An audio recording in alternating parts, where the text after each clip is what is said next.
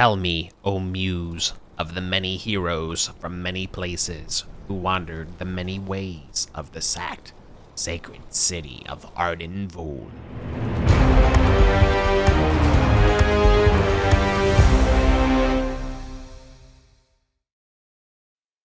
Speaking of bastard swords being dragged behind us, welcome to the 21st expedition of the Arden Vulgaris campaign.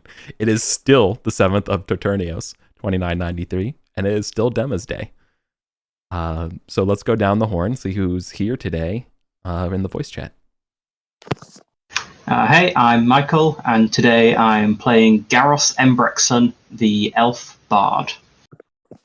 Hi, I'm Shay, and I'm going to be playing Lyosh, the Kumus Druid. I'm Meg. I'll be playing Marianos, the Spitharios, a bard. I'm Rory, and I'm playing Runar the Witch. Hi, I'm Steve. I'm playing Grim, the Dwarf Cleric.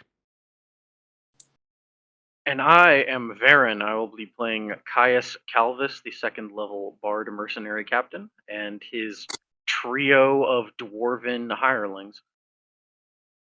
Yeah, let's talk about the NPCs coming along on the adventure as well. So go ahead, Varen. We have Gond, who has sworn his service to Caius Calvis.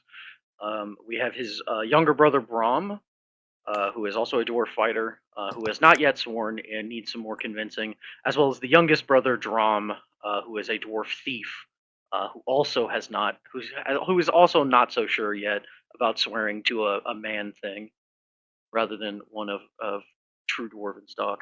It'll take more than petty trinkets to earn my loyalty, manling. Exactly. One question I did have about Drom, though, is it says he's got 3, quote, YE flasks? Ye flask? I don't know what that. I have no idea what that is. Because you can't take E-Flask. That was a joke from when we were going to try and steal, a dozen healing potions from the basement, but the halflings had already blockaded it. And I just filled up his inventory with empty flasks. Biggest waste of money. I see. Okay, got it. Sorry. I feel like Steve has personally robbed Peter to pay Paul socially to play with Caius this evening just so he could get treasure. Steve has been so bankrupt this entire game. So many sessions, so little. Well, I have good news for you, Steve. You're hanging with the right guy because we're getting some fucking money today. I have a slight amendment. I think I'm actually going to play Micah, the dwarf fighter, instead of Lyosh, the druid. Ooh, okay. Hell yeah. Nice. Micah's up on the surface. We bring in so that's okay. all the dwarves. Yeah. Wow. If there's a chance of having to fight off 30 baboons, I think I'd rather have the 11 HP dwarf. Nice. That works. Oh, was there any oaths? Did anybody has already currently swore? Caius currently has an oath to recover Nightwind. And I need 10 scalps. Nice. If it isn't already, humanoid? I don't think we ever clarified that. Yeah, they can't be undead. Okay. I'm assuming not like centipedes. No. Baboons is a interesting one. They're semi-intelligent. They're fighters. Yeah, they have to be capable of sentience. So they're safe. A faction. I think that shows intelligence. You're gonna have to use your best judgment here. Okay. If they have a hierarchy, they can be usurped. For everyone who has sworn an oath, and if you've said it, and it's not in the Skein of Fate channel, make sure it's marked there because you have to write your own fate in there. Let's see. I wrote yours in earlier, Caius, before I realized it'd be better if everybody writes their own oaths. Yes. Yeah, I did. Okay. Okay, just that both of you have recover Nightwind. Okay, so I'll remember that to the end of the session. If we feel like we made progress on that, we'll make notes. Okay, great. So it is the 7th of Toternios. It is Demis Day. It is a clear, crisp day as we are heading out from the Inn of the Broken Head, which is that refuge of questionable... Smooth. Yeah. It is in dispute whether or not it's legal. However, the respite gained here is not. It's obviously a safe place for adventurers adventuring in the top of Arden who make it up the scary, spooky staircases that go 1,500 feet past the roaring waterfall and through the ruins. So this is where we're going to be starting today. Where do we want to go? The interesting well. Actually, we all stocked up on rope, right? I think it was like 180 feet down or something. 200. 200, okay. And no, I didn't. So may I buy rope? You may. Can anyone loan Micah some money? He threw all of his money off the waterfall. Give me just a second to tally up. First off, I'm just tallying up how much money I spent on. Imagine having to tally up money, y'all. Imagine. I'm tallying up how much money I spent on all of the dwarves' inventories today. So. Actually, rope is only 1 gold, right? Yeah. Yes. Yeah. All right, I can buy 2 bundles of rope. I have 0 gold. Spend your last 2. Yeah. Wow. I've also bought a rope. Okay, so we're gonna want 1 more for like 240. I have 180 feet of rope on me. And also, to be clear, I'm bringing like hundreds of feet of rope because I'm planning on us having to run multiple lengths of 200 feet of rope in order to get that thrown out of the well. Yeah. Sensible. Are we sure this time and correct? I wasn't there, but are we sure that the throne can fit up the well? Nope, that was going to be the next question. Okay. Do we need to buy like pulleys? There is an engineer we could hire. I can't wait to play a goblin who gets to look at the well and be like, "Yep, there's your problem." Yeah, that is a good question, Eric. It's not in the equipment list, but do we have could we buy pulleys? No, unless you buying them in Gosterwick, I guess. I don't know. That's not something that normally people would buy, right? But could we hire the goblin and assume he has the know-how to rig up something? Yeah, for sure. His weekly rate, which is his minimum rate, is weekly, and that is 178 gold pieces. Everyone turns to look at Caius. I'm good for it. It's like I can cover it if need be. I'll cover it. I got it. Yeah, that's Penbiter. Of course, the engineer is named Penbiter. That's so funny. Where should I put him? So he's like here. Yeah. Oh yeah, because we got both of these. Side note, Eric, what's the? This may be asking stupid questions at this point, but what's the process for handing people essentially a promissory writ that's like, hey, there's this much money sitting in a bank in Gosterwick for you. No, no, this is cash up front, dog. Got it. I have that up front, thankfully. But yeah.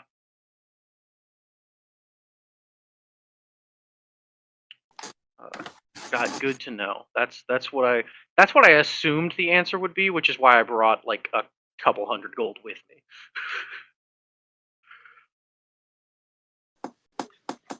All right. And I'll put his stats in the thing.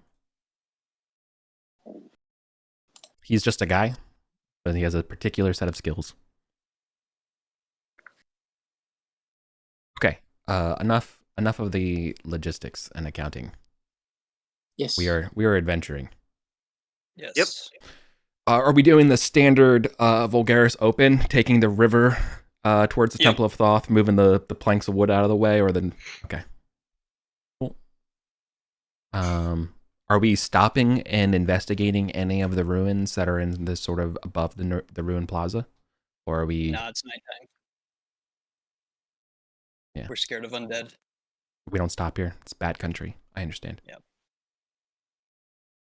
Is anybody Is anyone lighting up a torch? Because I guess we would be playing kind of in the evening tonight. I can light my lantern.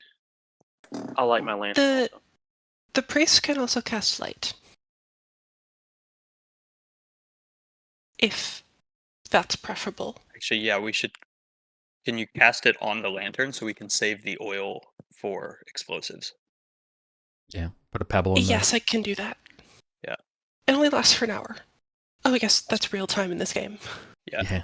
Yes. Okay. Cool. Which is So in the roles channel, yeah, no problem. I was anticipating it. All right, so in the roles channel, you're just gonna roll d20 plus the wisdom stat for Sabo, plus just plus 3. Yeah. Does Sabo also have +1 to their spell? No. Okay, so that just be +3. Oh, it's right there. Nice. And C1 and 11. Gotcha. Yeah, 11 or higher is good to go. There we go. Bare minimum. Nice. All right, I've set the timer. Brilliant. Okay, we have a light spell up in a lantern, and I think I heard someone else has a lantern as well. We have 2 light sources. Yes. Lovely.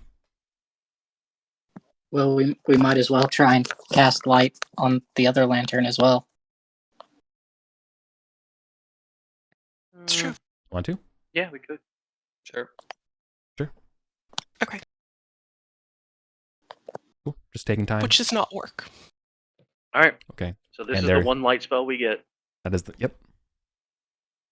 I will go ahead and light the lantern normally then. Yeah. While we still have 2 light sources. Okay. So at night we will stroll by the ruined plaza, looking at all of the perfect cover shooter sized walls and foundations. There's no lights up on the Temple of Thoth tonight. There's no like torches, anybody going up there. No sign of any baboons or anything either. It's rather quiet. Nothing in the plaza comes, not like centipedes emerge out of the floor or anything like that today. Everything's okay. As you cross over past the tower into to the well, right? Mm-hmm. Okay. Now,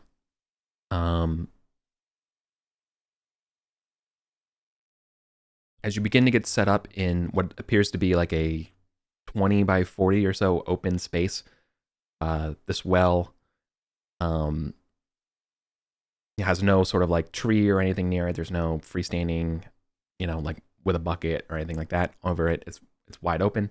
However, there are some ruins about 30 feet, 60 feet, 90 feet away, kind of surrounding.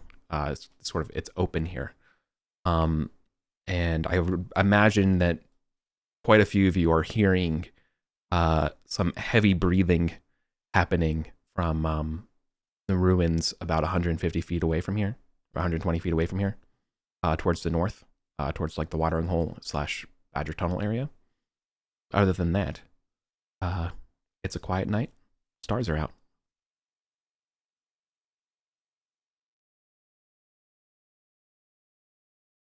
You're like, all right, Penbiter, we gotta first set up some ropes to get us down there. And then you got some time to set up a pulley system. Should probably keep guard because there's most likely undead walking around. So. Oh yeah, it's probably dark as hell. It's one day after a new moon, so it's basically still a new moon. Okay. All right, boss. You got a tripod? Got anything set up for? How should we put in this foundation here? How much weight are we carrying? Expert. Well, tell me about this throne. Yeah, how big was the throne? We wrote down giant and Giant. sorry, no, we wrote massive gemstone chair. Right. Massive gemstone chair. Right. Yep. Well, they come in standard sizes. Okay. Well, for everyone to get down, he's going to describe how you're going to have to basically either plank in the wood to either some sort of like tripod kind of thing over and your own construction and go down, or you're going to have to stake some stuff in to give yourself the counterbalance. But getting a throne intact out of there, that size, I don't think that's coming through this well. Look at it. It's barely, it's like 1.5 meters. So what do you suggest? Where can you break it apart? Or is it has to be intact, doesn't it? It doesn't disassemble? We haven't inspected it. There were some occupants in the room. Right, previous tenants okay. Well, I'm good for nothing about dealing with prior tenants. I'm just here to help you lift stuff. Look at the dwarves. I'm like, you people are good at cutting up gems and putting them back together, right?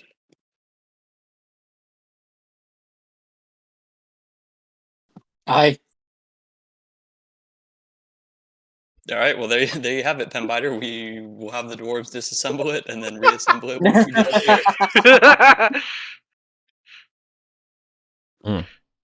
All right, who's staying up here with me? We may want to leave one of the dwarf hirelings.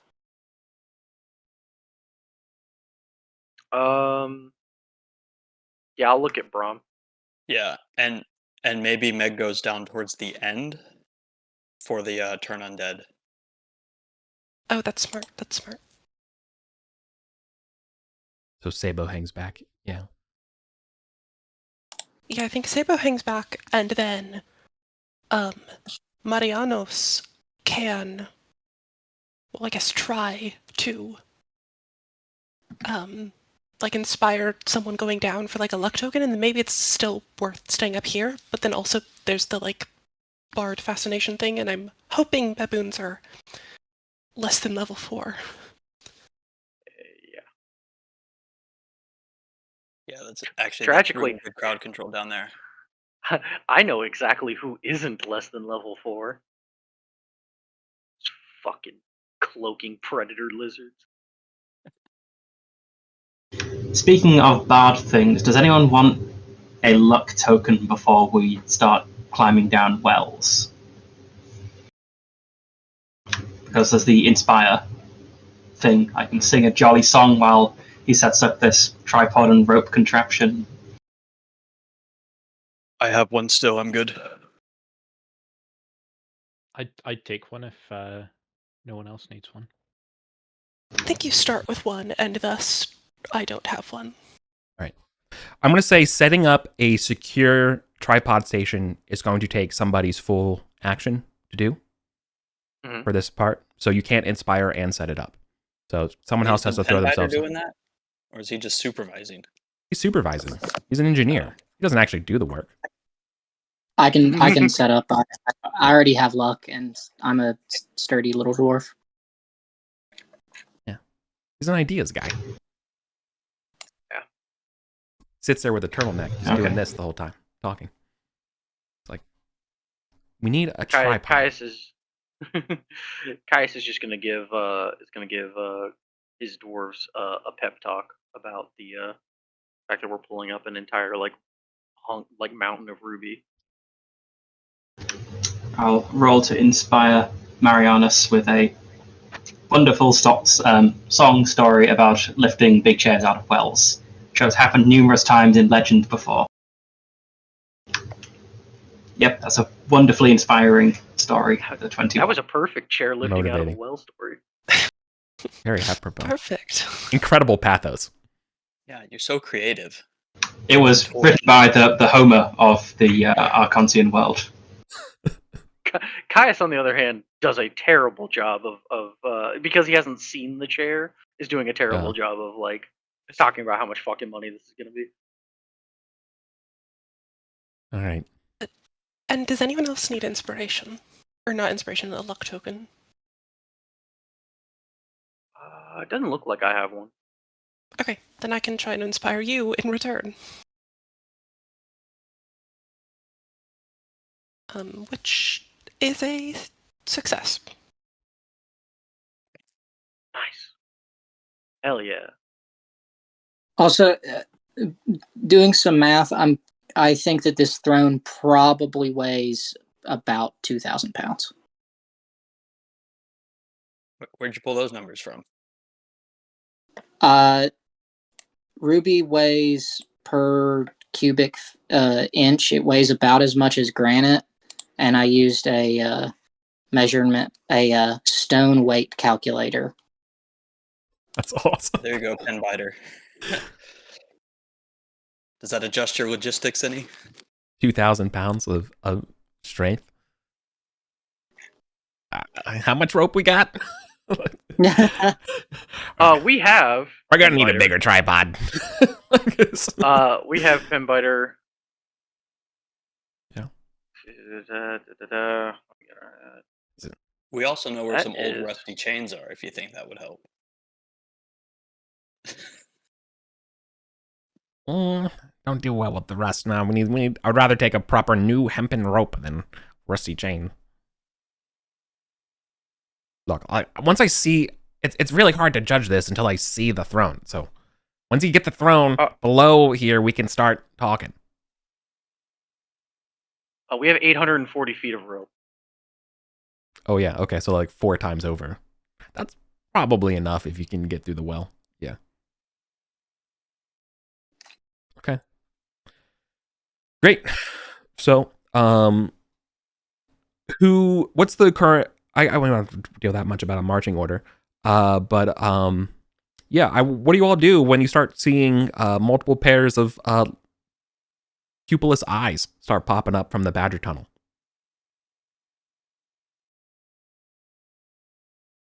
Keep prepping the rope. We might have some ghouls to deal with.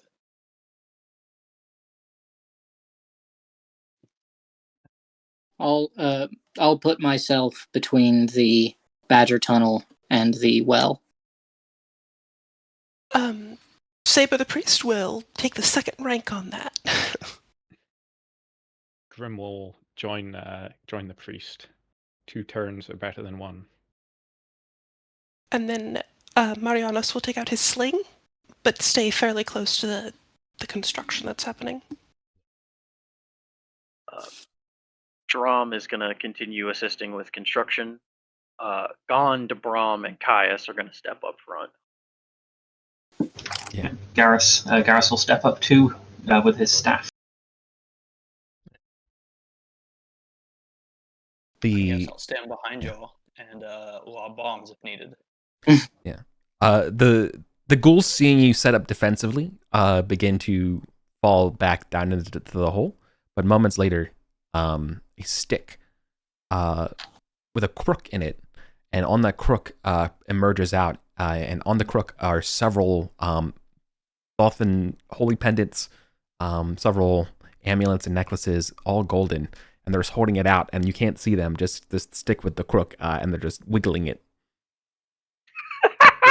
Don't be tricked by their tactics. Caius actually laughs. And they, yeah. That's incredible. That's Herbert. His goods are no good.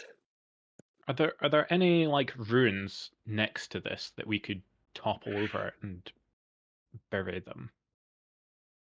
So we did investigate the ruins earlier today, where this Badger Tunnel is and sort of where they're coming in from. To close it in, it's basically like a 15-foot open pit that's kind of slides down. You can imagine sort of like a side of a house has sort of collapsed into its basement, and so there is some like ruins to the side of it and all, but there's no roof. There's no way to actually seal it unless you really wanted to dig in there. And apparently, that sort of was like one of those like mausoleums or something like that, sort of opened up to below. and a badger got in there and started digging around and moved somewhere else. So now it's like a big old mess of a cemetery. It's hard to close and seal all these things out. But yeah, it's definitely their nest. That's pretty obvious. I mean, leaving one guy up here to defend the engineer. That's not I think a bunch of us are up here. That's not last. No, it Okay. sounds like the engineer probably needs to come with us. Or we need to leave several people up here. So nobody's enticed by all the necklaces to approach the We're blinded by the foundation. movie terror. Okay, fair enough. Perhaps Go on back. another day. They'll go back to the drawing board. How long does it take? How long does it take to get from here to the inn? The inn of the bridge. I don't know. What in relation? What? Dragging the chair. No, I was just thinking we may it may be smart to just send the engineer back to the inn and come get him once we have the chair, because we can't leave him up here and he probably won't go underground.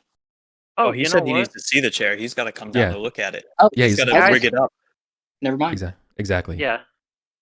You know, I just realized though, I'm a doofus. In addition to the adventurers I've recruited, I do actually have mercenaries. Oh yeah, and they won't go down, so they'll stay up. So we could leave 5 guys up here to make sure that nothing happens to our rigging.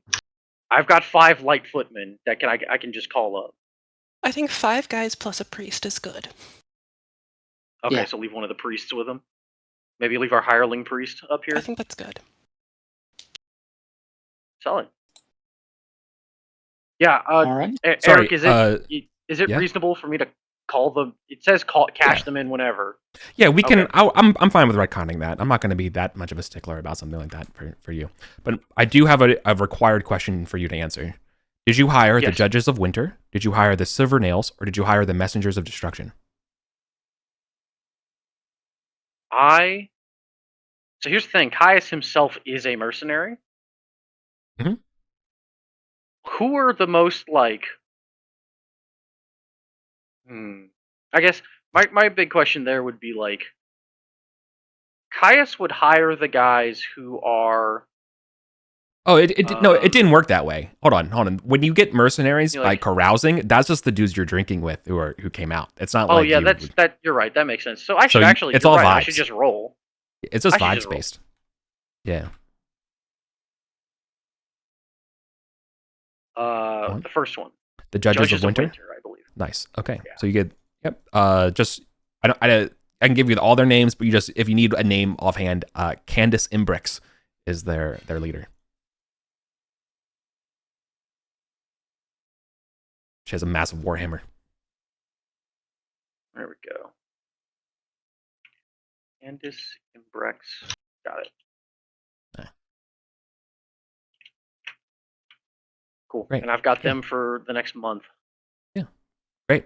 So we actually do have a proper little base camp set up. Okay. All right. Let's get down that hole. Mm-hmm. Yep. Okay. So the first thing that happens as we prepare to set up the ropes and descend down, you hear the sounds of hoots and hollerings coming deep from within. It's not an auspicious time to hear these things, but it's not clear whether or not it's caused by you or something else.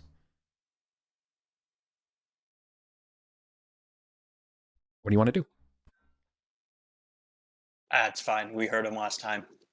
Mhm. I do I'll head kind down of first. just now realize we don't have the massive sun laser to help with down there Yeah, that's true. since it's nighttime. That's That's true. correct. How tall is the room? Could we lower someone down and they can just look around for baboons before dropping all the way to the floor? Yeah. Go ahead.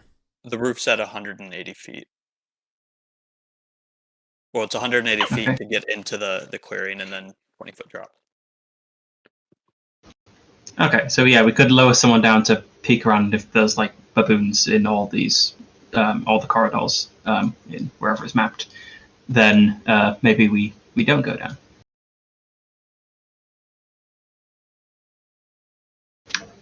I guess Garrus is happy to be the sacrificial lamb and be lowered first with a light source. Caius is willing to do it too, if Garrus doesn't want to. But No, he's up for it. This is his first adventure. Let's start it off excitingly. Good work. First one over the wall. Yep. Right. So is the idea here that you're going to be suspended on a rope and lowered down rather than spiked stuff in every even interval here as like an initial scouting report, or are you going to do both? Spike stuff in and... I guess I'll do both. I'll spike stuff in, but when I get down to where it opens up into the room, I'll try to lower myself on the rope without like fully climbing down, just to see what's down there. If you need spikes, I have some I can give you. Yes, I don't have any spikes, so Alright. yeah, I'll take those and note them down on my sheet. 10 spikes.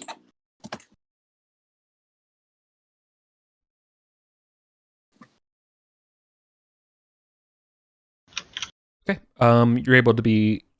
so this will be to set things up without a roll or anything like that. It will just be kind of slow and methodical.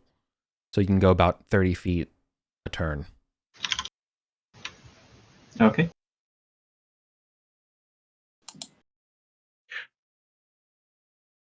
Okay. 30 feet goes. The ghouls pop their heads back up. They removed their crook. It didn't work. They're just watching you. You can see there's about 4 of them. Various heights.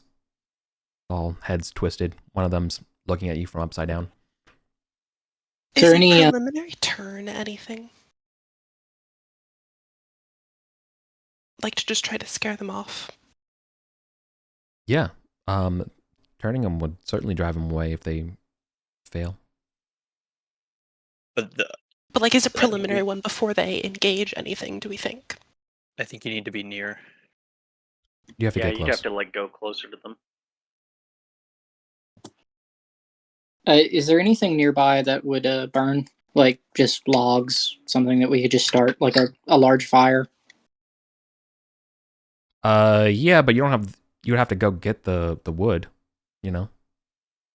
That's what I meant. Like, is Yeah. there, like... There's plenty of is there, branches like, and things like that. They're fresh, so it's going to be a little annoying to burn, but it's certainly doable. do y'all think it would be a prudent idea to, like, start just like a campfire? Not like a bonfire or anything, just like... Might attract more attention. But yeah, that's what I was worried about. Yeah, I think it's better to be quiet. All right.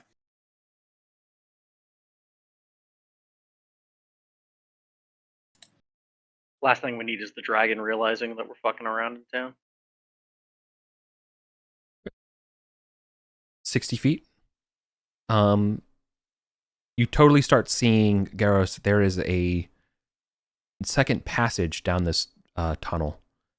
There's a recessed mirror about 90 feet down, so 30 feet from you, that's going into parallel or perpendicular to the well shaft. But so far, so good. Yep. We knew about that, so if it doesn't look like there's any imminent danger there, I'll just keep going down. Yep. Okay. You make it down, and you're at 120 feet. A couple of the ghouls above start getting a little bold. They stand up out of the ruins and proceed to try to go to the next set of ruins.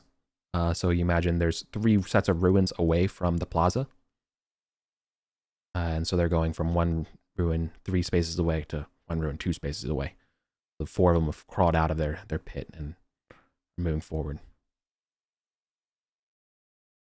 Are we going to engage them and go into initiative and deal with stuff that way, or are you just going to keep watching them?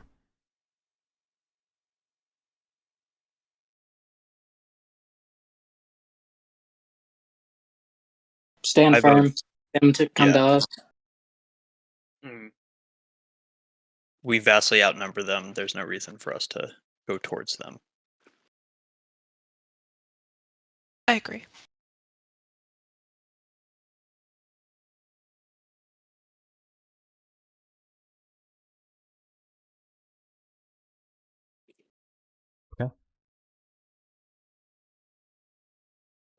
So again, everyone else is still up top, right? Except for Garros. Yeah, Yeah, I think could. so. Okay. Yeah. Great. You are spiking it though, right? Yeah. Yeah. So like So I could follow down shortly after because I met the baboon, so I think a familiar face could go either direction. But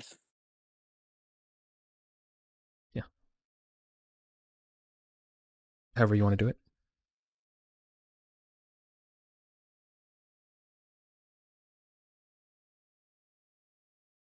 Okay. When you're putting in these spikes and stuff like that, you're not being quiet, right? Yeah. Okay. It's kind of hard to hammer spikes through like shards of glass on the wall quietly. Yeah. All right. So you were at 150 feet. You're now at 180 feet. You're near the surface, and you can hear the sounds of heavy thudding, charging from the south, up to you, down this corridor. Multiple sets of. Okay. I'd like to pause and just listen to where those footsteps go. You hear in broken Arcantian, "Get ready, they're coming." I'll say up to someone up the well, "Get ready, they're coming." They heard us. What do we do? Hold, like brave. we come in peace. We come in peace, oh great old wise ape. You all can't hear this stuff. Only Garrus can hear it. But he yelled up to us, right? Oh yeah. Well, he held that part out, but oh sorry. Okay. I may Okay. Do I need to get closer then? Because I mean. Oh wait, I are know you in the that top of the baboon well? down there. Wait, aren't you in the well? No, I started climbing down after him. Yeah, that's what I meant. You're in the well. Yeah. Okay, sick. Never mind. You could hear it. As long as you're in the well, you could probably make out this. Yeah. Then I want My to bad. yell down at the baboon. It's like, we met you earlier. We don't mean any harm. Like we're here to parlay with you and perhaps form an allyship. Mm.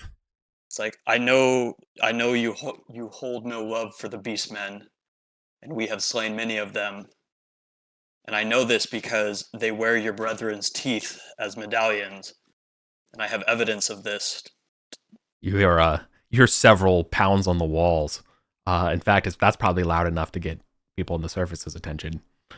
When you bring up their comrades' deaths and use of trophies.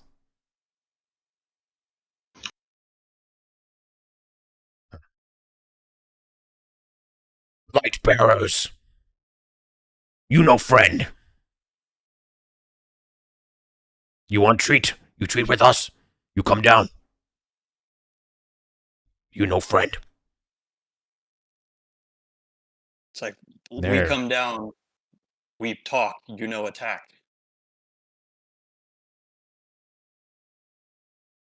You come down, we talk. They say back.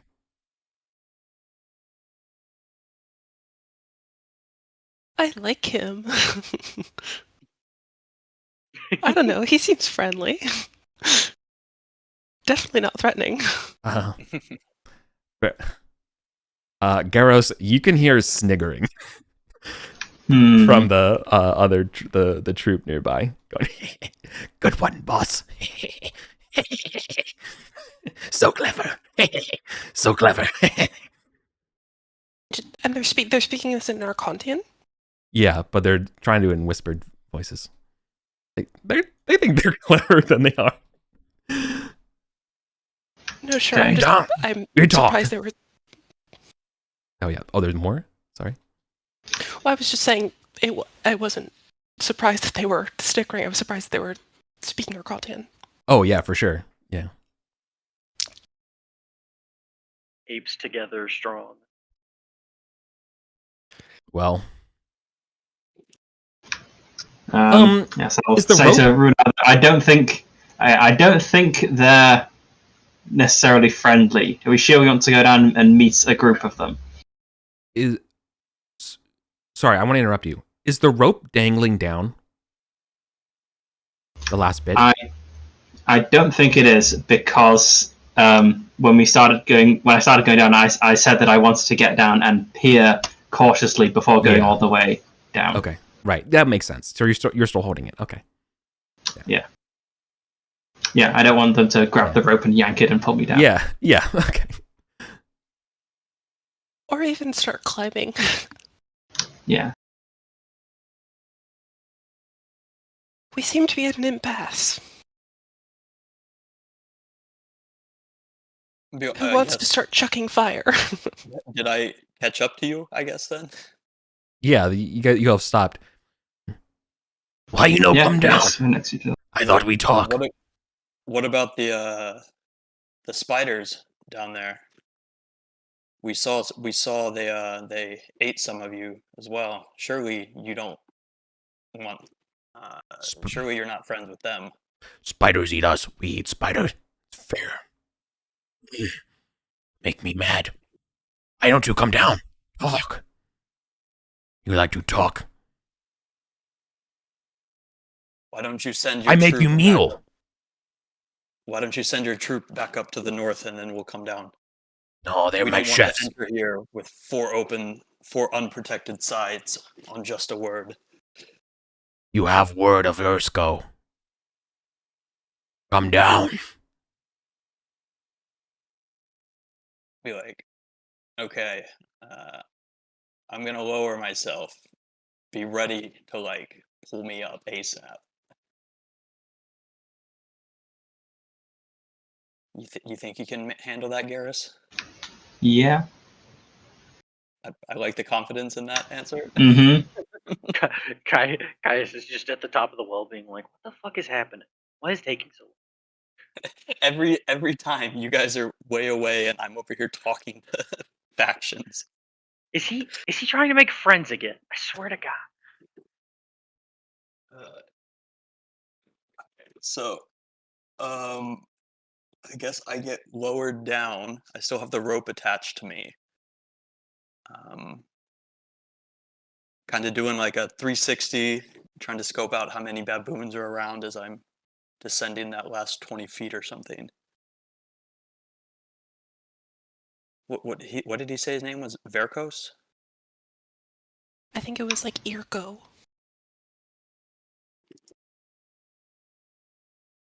Here we go. Greetings, O wise and strong Irgo.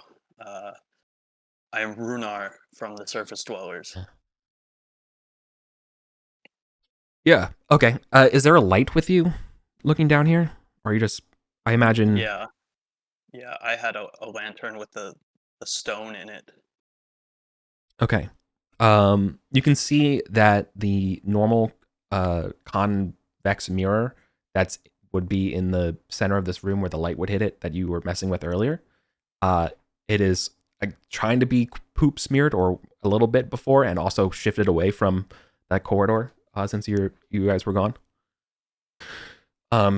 So it's kind of just reflecting off, and you're not seeing any additional light. It's just kind of just hitting a wall off there, giving at least slight ambient light down here. So with that in mind, so like diffuse lighting, right? So with that in mind, when you look down, towards the southern corridor, I imagine you make it only maybe like 5 or 10 feet down before you see him. As you poke your head down, holding onto this rope for dear life, you see a 4 foot tall, or like 4 foot slouched, 4-armed baboon, wearing a chef's cap.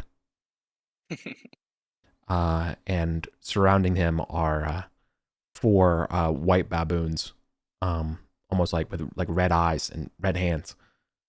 And well, I guess their fur would be white if it wasn't also blood soaked. And you can see off the light reflecting off of some rusty cleavers.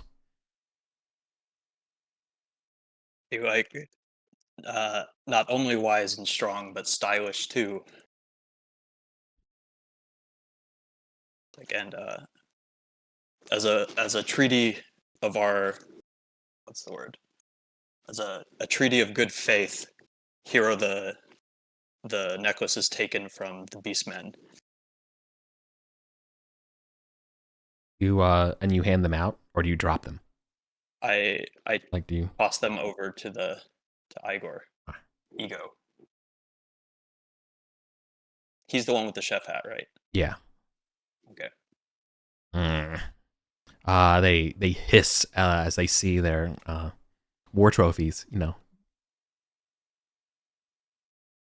It's like, this is very distasteful. We also hate the beastmen. They have taken some of our brethren as well.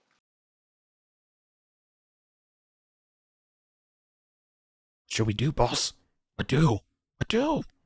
Shh, shh, shh. Strong.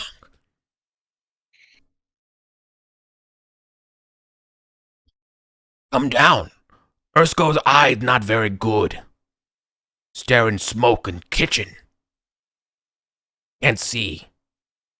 But you're welcome. Come down, talk.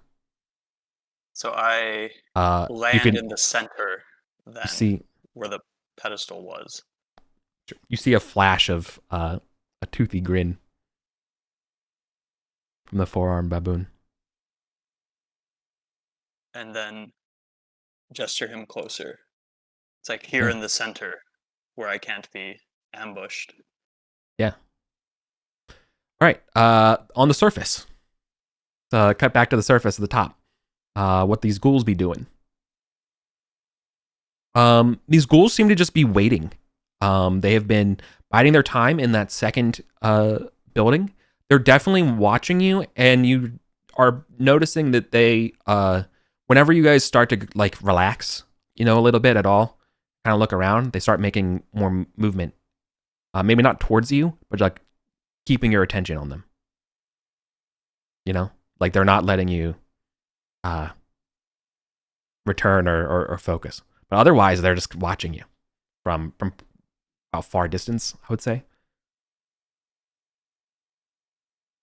From sort of inside ruined rubble, so they can easily kind of hide or like use the cover to scurry away if you approach. But they're pretty safe there. And what's annoying though is that literally anytime you start your attention wanders or whatever, they might throw a little rock. They might breathe heavily. They might just kind of like jump or like bounce off stuff like a cat would run around, Again, these ghouls, for those who don't know, they are gray, lithe, gaunt humans, but they don't respect the bimodal locomotion that we would expect from people. They will walk on all fours. They will walk upside down. They will walk on their hands. They will twist their necks in different ways. They have no respect to how normal people would walk. I'm Does it assuming we have seem- no idea. Sorry, on you Go go. ahead. I was going to say, does it seem like this is just to not let us like get comfortable, or does it seem like they're drawing our attention so that there could be like an ambush from another direction? Or I guess this isn't necessarily a question for Eric, because how could it be obvious? But for the group, do we think? That was exactly what I was going to suggest. I assume we have no idea how many ghouls are in this nest. There could be a whole bunch more pouring out some other eggs that we're not aware of and creeping up behind us while we're all. We've got like focused on 9 this. people up there. Surely just eyes in all directions, right? Yeah, I think so. I think we have the bulk of the mercenaries maybe definitely keeping an eye on the ghouls, but perhaps like Marianos is looking off to they're to the north, so like maybe the south or something, like along the street. Yeah. To be clear, there's like 15 people up there because there's 9 people, just the people Caius brought. Is it worth maybe a small group of us There's just 2 who've proceeded 4. closer, or all 4 of them? All 4 of them have crawled out of their hole into this other area. Is it worth, like, some of us kind of rushing them? Like 2 priests throwing some turns at them will hopefully drive off a couple, and then maybe we can catch 1 or 2 unawares, assuming they don't just flee as soon as we advance. I think that's definitely something. Yeah, I mean, I'd be interested to see in how they react to, like, maybe a faux charge. Yeah. But I don't control the mercenaries, so. Hey, we can do that. Caius is going to assign the 3 brothers to stick with the goblin and keep an eye on the well. The mercenaries and Caius are going to back up the priest. Okay. Right. Yep. The judges of Winters nod solemnly. It's not the first time we've had to kill such foul beasts. As long as the money's good. Okay, I think, like, if we just do a quick, like, count to 3 and then rush them, and if they don't break and scatter in front of us, then Grim, at any rate, will, as soon as we're close enough, cast a turn on dead spell. Okay. They are far distance away. They're like basically 2. If you moved 1 move action, they would still be far, right? They're basically like more than 2 move actions away. Get to them. But your lights are kind of trained on them. Maybe, like, do 1 move, like, for 1 turn, and so a more slow advance rather than us double moving up. Yeah, maybe. If we're going to try to charge them, then I'm going to ask for initiatives just to keep things in order for who goes when. Cool. Okay.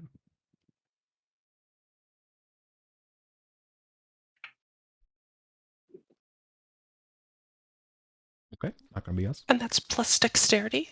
That is plus dex. Mm-hmm.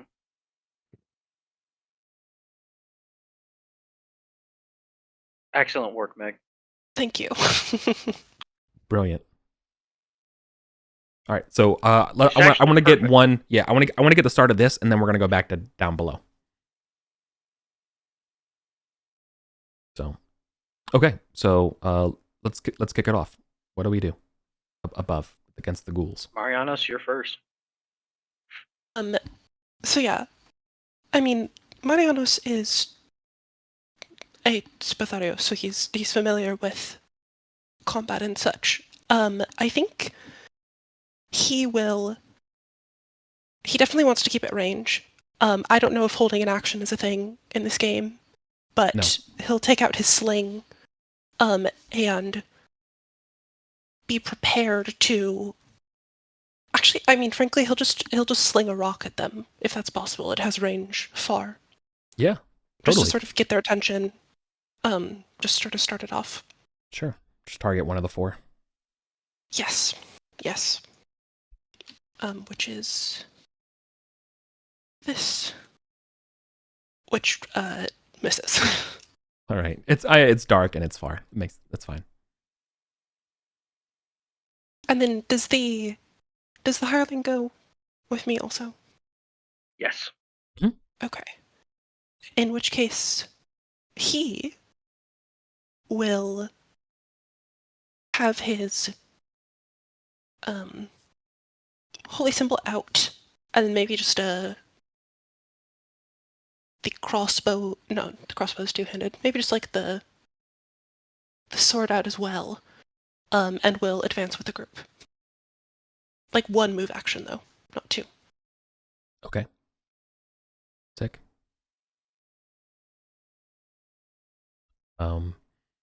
Anyone up top? So that'd be Everyone but Rory. Okay. Grim next then. He's going to start by casting Holy Weapon. He'll go over to Caius and lay a hand on his axe. The gods grant you strike true. Nope. Oh, Misty. Gods are not listening. Okay. And then he's going to advance. He'll walk Gods forward. aren't terrible fans of us.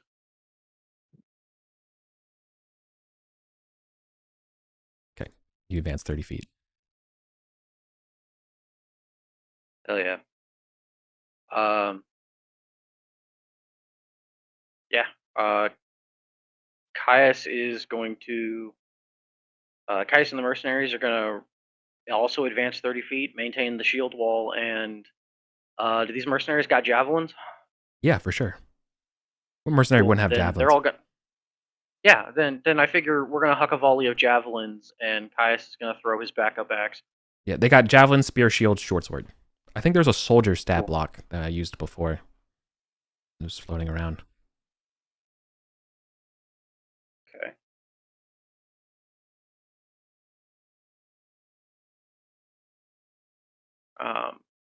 Is that like in chat somewhere for us to use, or are we just calling it just d20 plus like 1 or whatever? They have a +1 to hit.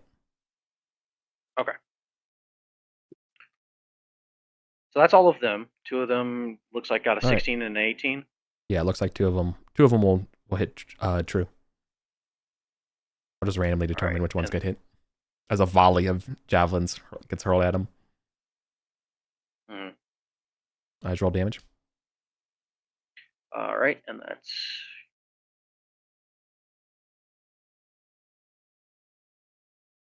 Holy crap! Oh my god! 6 and 5 damage. You just killed one.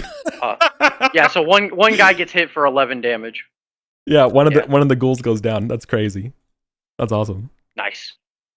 And then Poor ghoul. this is Caius. 23 to hit. 23 will do. And another one takes 6 damage.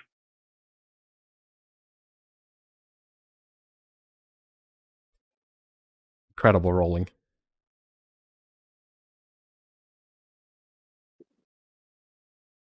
Yeah, those damage rolls were fucking nutty. Okay. They did not like that. Okay, so the first volley has been launched. Now let's go back to below.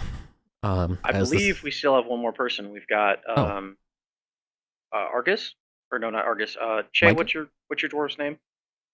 Micah. Micah. My bad.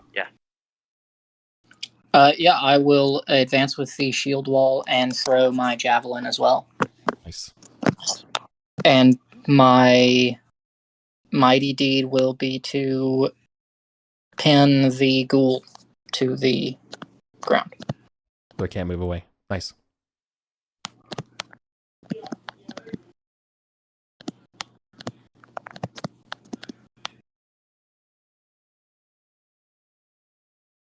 That's a hit. Mighty yeah. deed does not succeed. Javelin does d6, correct? Yes, plus 2 for No. your Hold on, a mighty deed, it javelin? looks like. Yeah. Javelin does d4.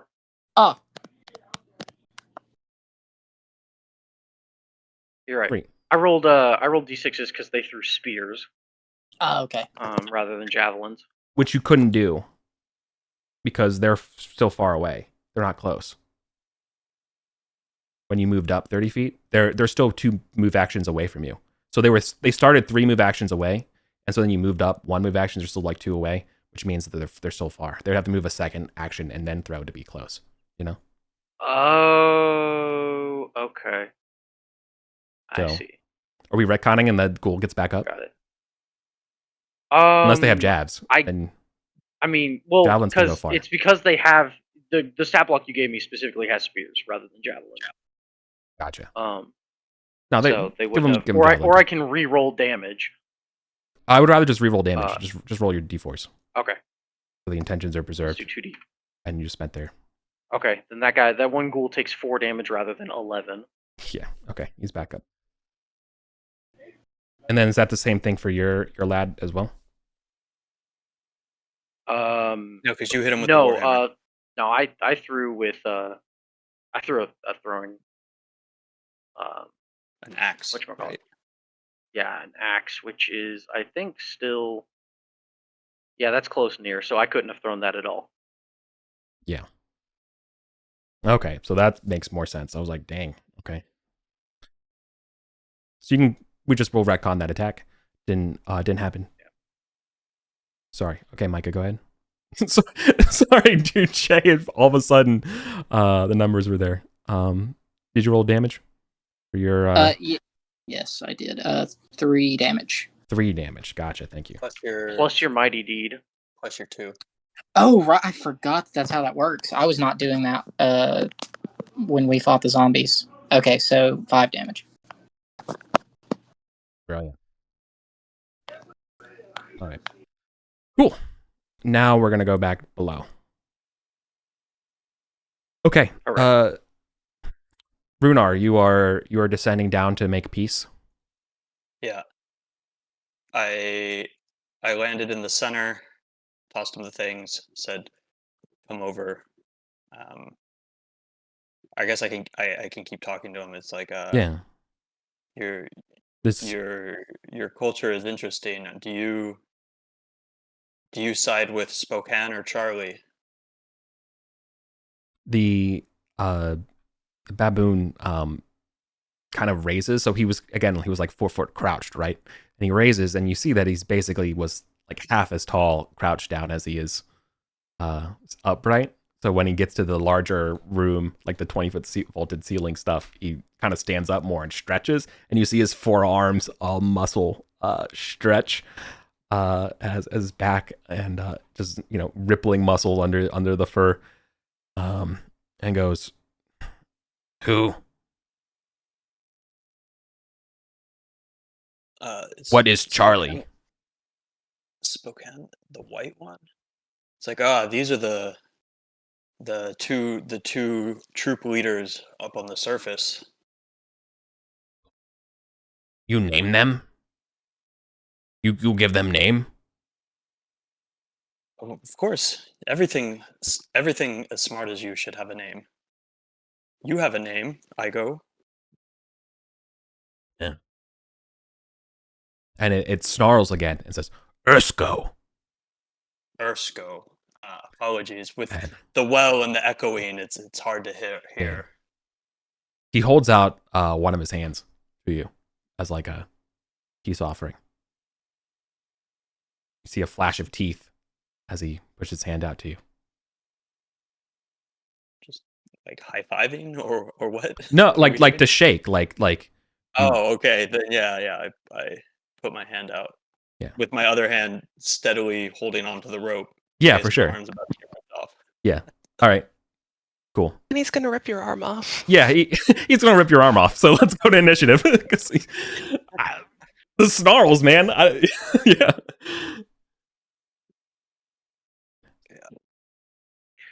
I guess I should roll initiative as well. Yeah. See if you can Yeah. rip him out of here. Yeah, let's see if I'm quick enough. Oh, fuck me. Oh, I'm gonna use my luck token on that. Oh. So I got a 21. Okay. Actually, hang on. Oh no, actually. Yeah, Garrus is you're going still screwed, first. dude. Yeah. Garrus is going first Yeah. before me. Mm-hmm. Mm-hmm. Yep. I'm gonna try to just yank him back up into the well. Okay. So this will be a contest of strength with Runar in the middle, right? I'm Because he probably has him in his arms. Yeah. There's no like. I can give it a X or shot. Something to at the No, last you minute. took his hand. You took his hand. If you would have said, "I'm getting the fuck out," I would have said, "Cool, roll initiative." But you took his hand. Yeah. Okay. The sad thing about talking to baboons is maybe they don't lie or have the same feelings about lying or honesty as people. Well, to rip this guy out, you're gonna have to beat a strength test, a contest. I'll try. He's only holding on to Runar's hand. Maybe just the hand will be ripped off, and Runar will come up. Maybe Maybe my rat will run down and bite his finger to make him release. Okay, I rolled an 18. I rolled a 1. Oh my god, you slips out with a +8, dude. Oh my god, and you slip it out of his hand intact. You try to yoink him. It's because of the +8. His hand is so muscular, he can't grip it very tightly. It's too small. It's Yeah. a little tiny rice. It's a piece of rice. I can't get it. Yeah. Incredible. All right. You're dangling like I imagine you can pull him up about 20 feet. You know? So I'll pull him up as high as I can. yeah. Okay.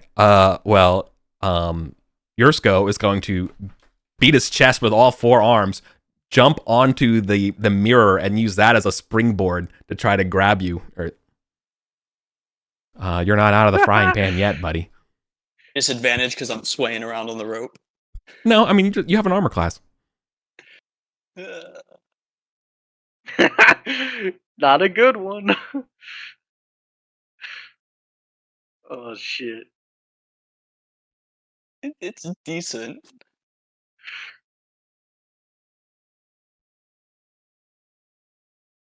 Yo, what? What? 4 attacks. I thought that was only fine. one baboon was jumping up. 4 arm attacks and a bite. Holy shit. I have a AC of 14. So 3 will hit. Two of those will hit. Looks like 2. Only 2, yeah. Yeah. Oh, cool. That's only 2d6. For 7? Yeah, that takes me down with that 6. All right. So I imagine you're still strapped into the rope though. Yeah, definitely. Like you get tangled into the cord. As he jumps down. Because he can barely reach you, so he like tugs with like 2. Yeah, it makes sense because he has to basically grab the rope with 2 arms and like beat you and try to bite into your leg like with the rest of them, and then but he can't hold himself up because it's awkward and drops down. He basically just flying double fist punches you. Yeah, kind of did. Yeah.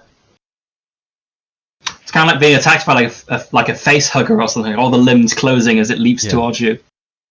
He Bad hits for you with the him. Shatner overhead as he flies by. Bad for him. The grenade I had in my hand now falls from my limp wrist. The veneer of civility is gone as bestial rage takes over Ersko.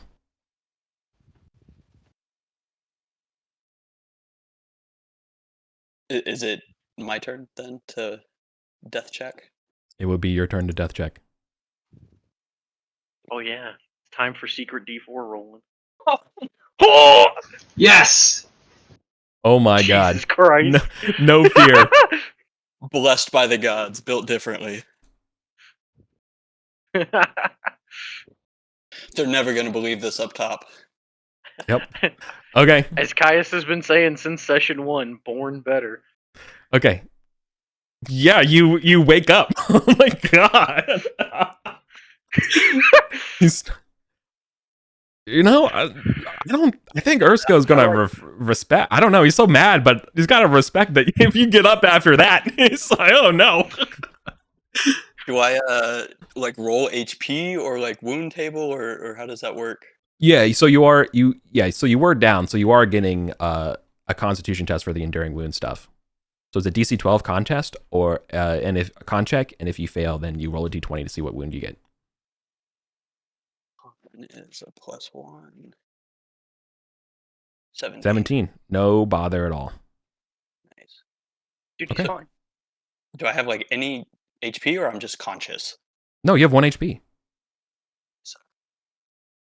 Isn't that awesome? Yeah. And You're like is pure that my adrenaline. turn? No, Is that my no, you're good. You get your turn immediately. Yeah, you get your full turn. Cool. Then I just want to be like Just wake up in the rope. You would drop Yeah. anything you were holding. I think that's pretty fair. But I don't think you had anything in your hands.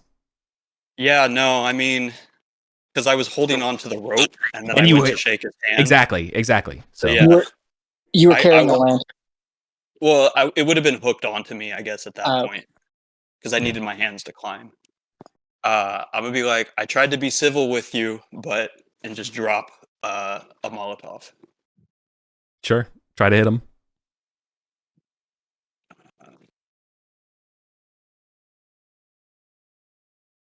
Fire! 16. Yeah. All right. He's going to take 4 damage, and it's going to start burning.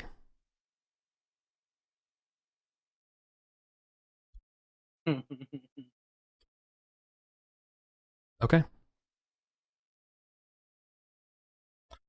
Let's go back to the surface. Starting with, I think, Meg. And we just keep the same initiative. Okay, yeah. Yeah. Awesome. So, if my understanding is correctly, we have basically most people to move actions away. Yes. From That's Correct. one torch out. Yep. So because you're acting before that, you can move into close range because you can go 30 feet or whatever. That's about as much as a zone difference there is. Gotcha.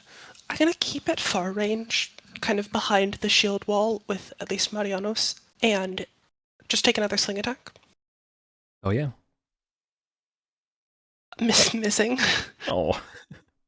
You know me. I know that life too. Sympathies. Yes, Solidarity. Yes. Okay. This is what happens when you have the low bonuses. And then, would anyone like a protection from evil? I'm assuming these ghouls are chaotic creatures. I mean, Caius is about to just run into the middle of all of them because he's got really high AC, so a protection from evil would be actually perfect. Yeah, let's get that on you. Sabo's gonna cast. We're gonna try to cast that, and not. Oh, and forgets it. The gods are not about us today. Nope. I'm taking all the gods' attention. Yeah. Then, if this is possible, then Sabo's basically just gonna take out his cross. Actually, no, he's gonna keep his holy symbol, but still stay out at that sort of behind the shield wall range. And that's me. Sorry, Eric. On your last turn, did they get any closer to us? Oh, for the ghouls? Oh yeah, the ghouls never took a turn. Yeah, the ghouls never did anything. Oh, my bad. We That's fair. we hucked spears at them at long range, or we hucked javelins at long range, and then That's a good point. Let's see. They did just take damage. 2 of them got hit? Yeah. Last turn? for 4 and 5 damage respectively. No, they don't even fall back. They kind of just they hunker down and kind of take cover in their in this foundation ruin. Like they're clearly mad about it. But they're no, they weirdly are not doing anything.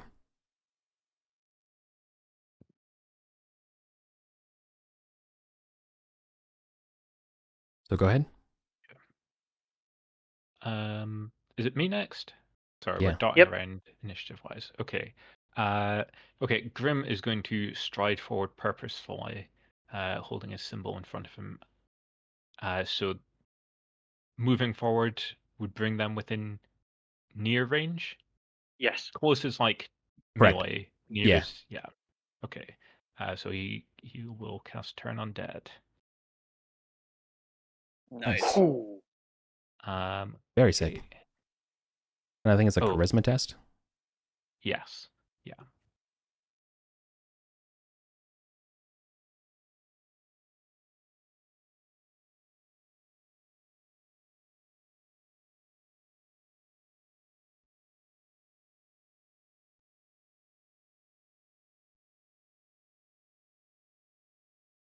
Are 2 destroyed?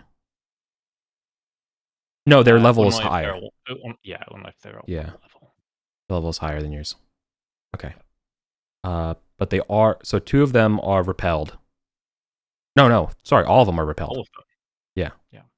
I bet. Yep. Wow, nice. Hit the road ghouls.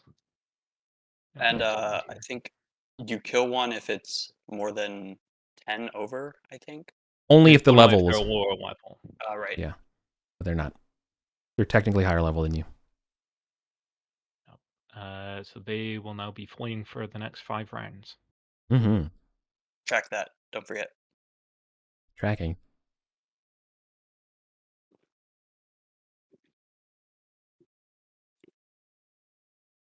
And I would point out, lights go out.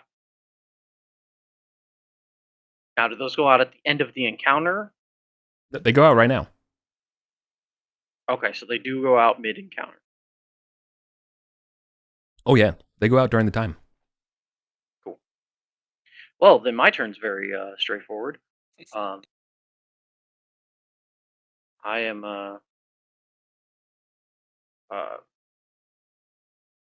I'm running up on. Well, I guess actually they all ran, right? Or they're all running. Yeah, they will be. They're cowering right now and will be running for the next turn, away from you. Yeah. Okay. To hell with this. We're gonna. Well, I would reckon. Hang on, sorry. It's just that I would reckon that you can't see them if your lights went out. Yeah. I guess. That would be. Especially because it's like a new moon effectively out. So I wouldn't. Even, I would probably say you definitely need to get a light source to see them. Yeah. The light source. Well, like the whatchamacallit?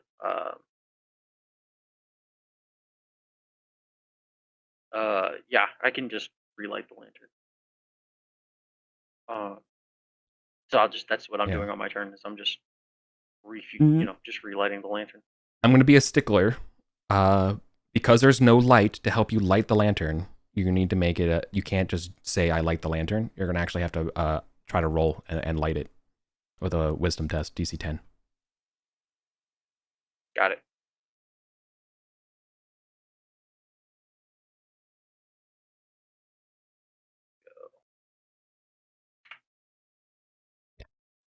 No, I'm still fiddling with it. Yeah, that's kind of true for everyone while you're in the dark.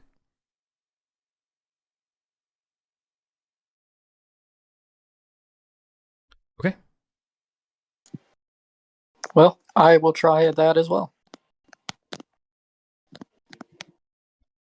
So a positive crescendo as the flashing light of silver, turn on deadness happens, and then your lights go out, and now you can't. All you hear are the shrillings of the ghouls, and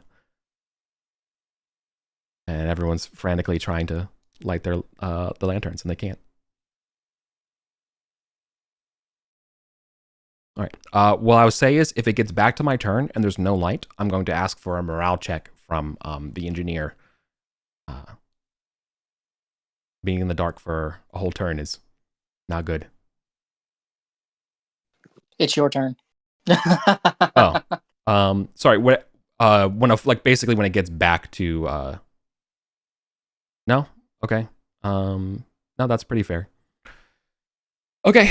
Then I'm gonna need a morale test from Penbiter.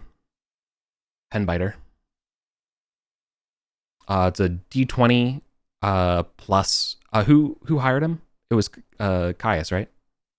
Yeah. All right, Caius, you get to add your charisma to this roll. It's a D20 plus your charisma. You got to beat a 15. I have to be a 15. Oh, great. So, real quick, for future reference, is there a way for us to restart our lights before they go out? Yeah, just say I restart the light. Okay. Got it. Yeah, so when you get down to like the 5-minute mark or whatever. Yeah. Just we've never had to do the wisdom rolls to relight lights, so I will definitely keep that in mind for the future. Yeah, for sure. Okay. I'm sure other people have at least some point. There's a president. Yep. One of you? Yeah. Okay. Yep. Yeah. Okay. So what happens then is Penbiter is like just grabs the closest person rather than running away. Good morale save there. Yeah, I mean, he's surrounded by 3 dwarven bodyguards. Yeah, the ghouls. You hear the ghouls knock over stone and shrubs and stuff as they're getting away from the light. of the dwarven priest by Grim.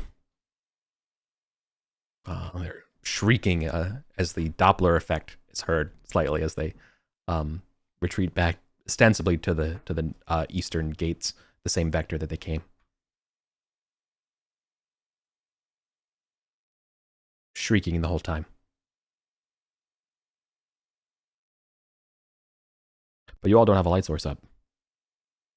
Nope. Still just gonna keep trying to light my lantern till it works. Okay. Down below, I don't think. Well, we kind of skip. I guess down below, Garrow, I guess would have, Garrus would have had a chance to keep I imagine you're just moving and pulling up, Runar. Yeah. Right? Yeah. Okay. Yeah, you guys are safe away from the angry thumping chest, four-armed baboon mega warrior. He's still on fire. Yeah, literally that's on fire below. Yeah. Who's his four assistants are trying to pat him out.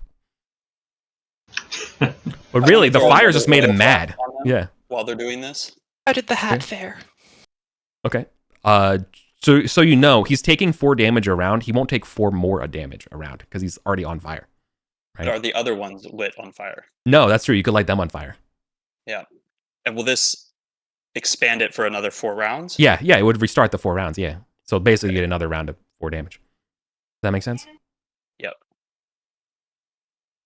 Ew. A 5. Okay. It's hard to drop oil onto a lit fire.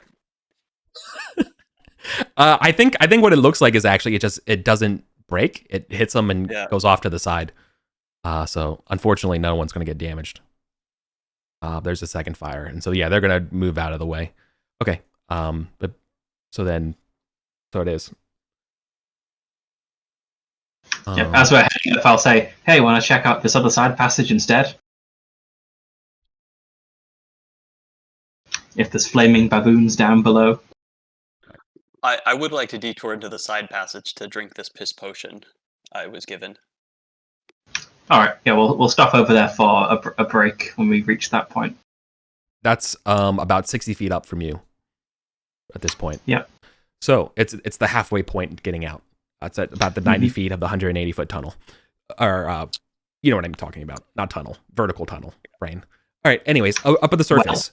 Yeah. Up at the surface. So everybody is kind of focused and looking at driving off these ghouls that have just been driven off. So who's still at the well? Eric, I have a quick question. Yeah. Would the fire at the bottom of the well filled with mirrors not provide us light? Like, would it not reflect up out of the well?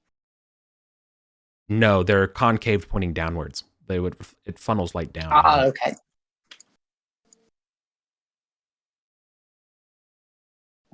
I believe I'm about 30 to 40 feet away from the well. I've moved just once. So at the well exactly is the engineer and all 3 dwarven brothers. Okay. The 3 dwarven brothers smell the faint or foul smell of wicked death.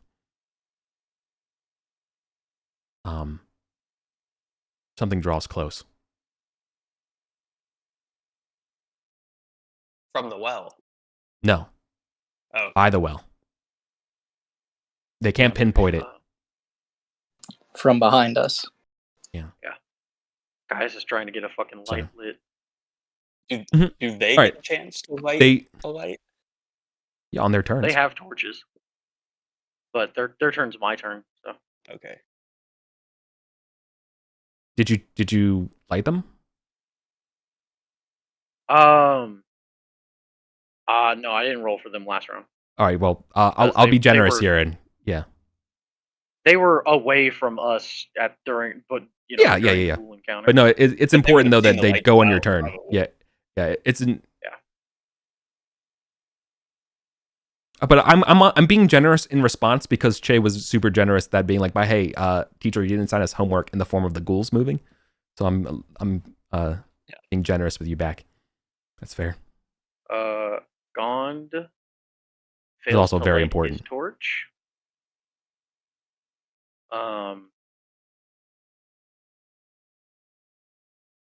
Brahm also Right. fails to light his torch. My God. Right.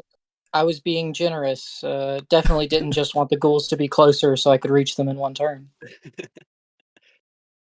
Oh. Okay. Well, if they do be the rolls, they do be the rolls. So You have they can't. one more Yeah. roll, right? Was there You one have more? 3 of the rolls.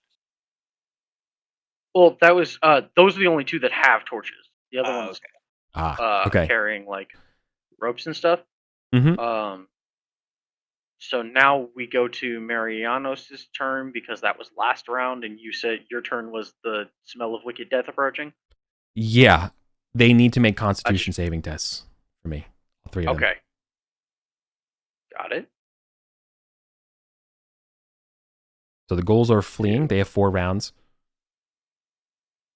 But something else has joined the battle.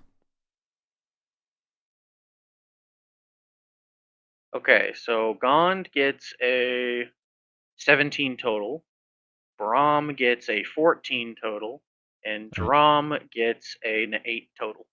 Okay. Drum will have disadvantage on attacks and spellcastings for the next 5 rounds. Okay. I know what causes that. All right. My turn's over. All right. Marianos Thanks. will attempt to light a lantern. Or he has a torch, rather. Yeah. You can imagine there's cries from camp being like, what's that smell? It smells horrible. And this is a wisdom test, is that right? Correct. If I you light are a torch. huzzah. And if you have a relevant background or anything like that, you can always apply that to try to get advantage for the roll. Oh shit! I was rolling in the wrong fucking channel. Nice. Well, Marianos is a scholar, so Okay, no, probably not not. lighting torches in the dark, maybe not so much. Checking out a book from the library, hell yeah. Exactly. But he Okay. gets it. He lights it. Oh my God. All right. Behind, standing, basically on top of the dwarves, is a hideous, foul-stenched, like 8-foot tall, human marching on his hands, with its head backwards, like it's walking backwards at you.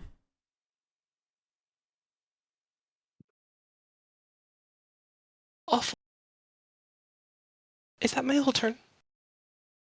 Yeah, I'm gonna say that would be an action. You could still move. Okay. I think Marianos will keep with the mercenaries as opposed to the Dwarven brothers. Yeah. Sabo will run toward this undead guy and attempt to turn it. And I Okay. think the distances work out, but that's good. Yeah. Yeah. And my understanding is that this is just like casting a spell as per normal. Yes. Yes, it is a spell. So you got it. Okay. He's a 15. Okay. You hold back. You hold out the holy symbol, answering the incantations, and surveys says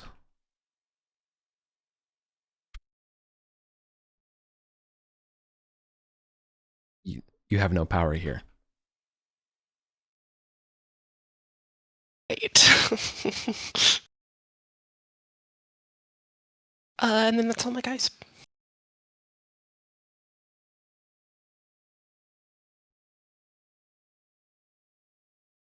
So is it Grim since I'm still down in the well?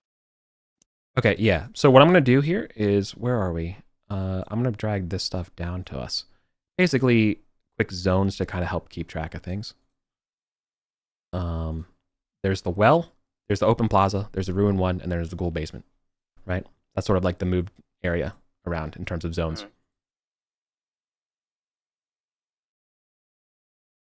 So standing at the well, right, will be the 3 dwarves, the goblin, the engineer, and this wicked undead handstanding.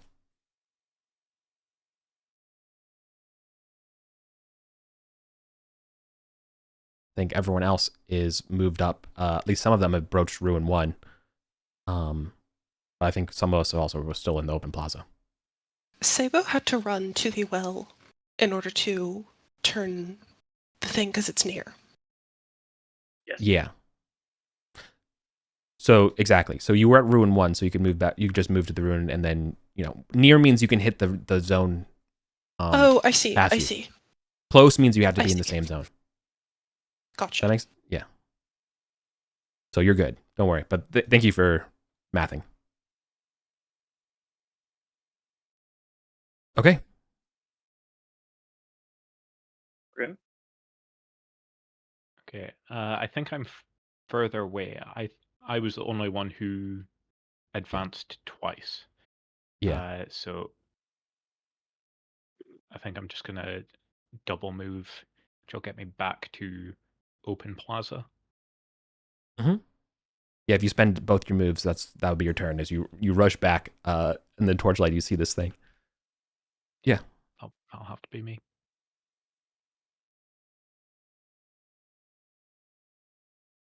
All right. Caius. Okay.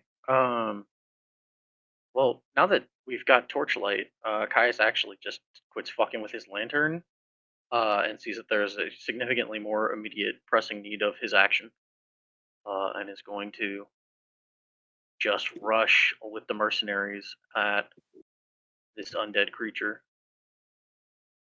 Drum is gonna fire back, or is gonna fall back because he's choking on whatever the fucking fumes are from this thing. And the brothers are gonna have at it because the lights came on and suddenly there's a terrible thing right next to them and they both have weapons in hand. So we're gonna do what we do best. So we'll start with the brothers since they're closest. Gond is gonna hit it with the Sortion Club, Nice. which is magic.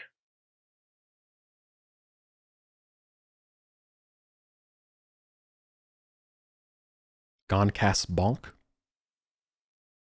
Is ineffective. 10 is probably not going to hit. Yeah, not ineffective. And then It leaps backwards. Now it's standing on its feet. nice. Brahm is going to swing at it with a bastard sword.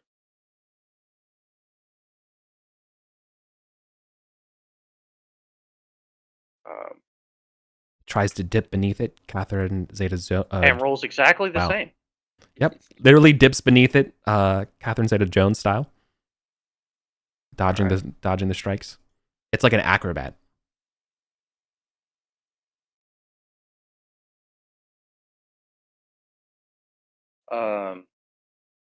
Drum shoots at it with the short bow with disadvantage. Rolls 2 19s and hits it. Okay. That will definitely strike true. For one. That's it laughs and gasped. And then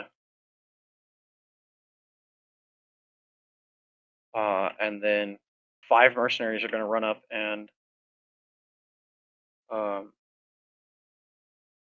attack it. It's like 3 of which hit. Yeah. No, sorry. Amend that. As soon as they get in range to attack it, they all have to make Constitution saving throws. Okay, well then I guess 3 of them pass. Yeah, that's pretty. And the other 2 fail. Yeah. Okay, so then the ones that pass they can attack as normal. Then the rest of them attack with disadvantage. So keep tabs of that. I accidentally put +5, so they weren't quite that high, but all of those were still above what passed previously. Yeah, exactly. Because they were 14. It was a 12. Yeah, it was a 12 minimum. So yeah, exactly. So your dice are fine. So just keep it moving. So here we go. We'll do 3, 20 plus 1 for the ones who passed. 2 hits. 2 hits. Okay. That's 8 or 9 damage. Mm-hmm.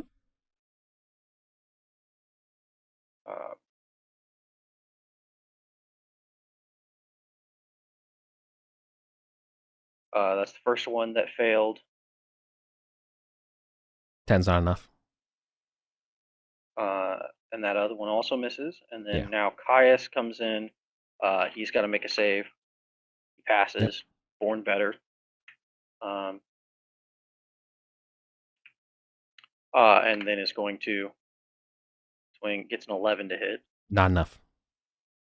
That's what I thought. And that is everybody, I believe. So it took 10 damage from all of us. Yeah. It's still standing.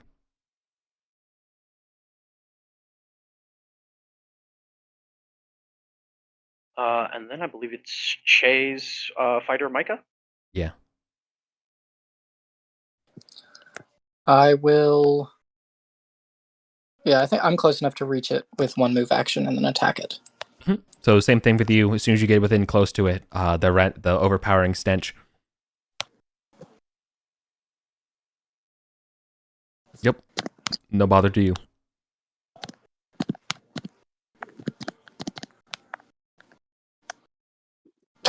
Oh my god. Okay, an 8's not enough for sure. I'm gonna use my my luck.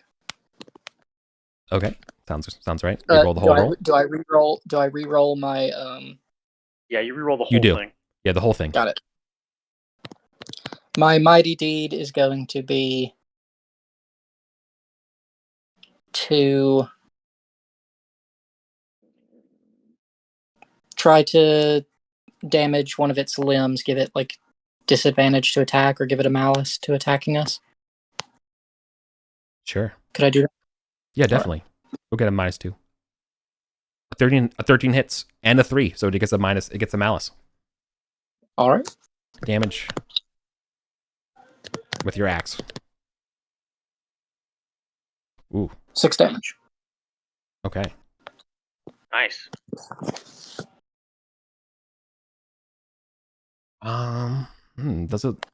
Doesn't have morale, so the question is, does it want to live to see another day? Nah, it's mad that its ambush failed, so it's gonna go down. All right, let's see. It's got a million targets in front of it. Let's say Shay and Viren are going to be 1 and 2, and then there's 5 mercenaries. 4. 5 mercenaries, 2 brothers. Oh, yeah, so it's like, all right, D9. If it's 1 or 2, then we know it's a player. Otherwise, it's a mercenary. All right, it's 4. All right, so that would be one of the mercenaries. And then the second attack is going to be... that would probably be you. At the end of the list. Yeah, that's me at the bottom. That's okay. So the first attack... Hey, that works for me. Yeah. First attack against the mercenary. You get to pick. I don't think an 11 will do it. 11 is good.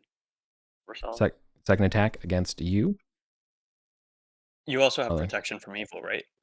I don't, but I have the best protection from everything, which is Armor. 18 AC. Yeah. Okay. Not gonna hit.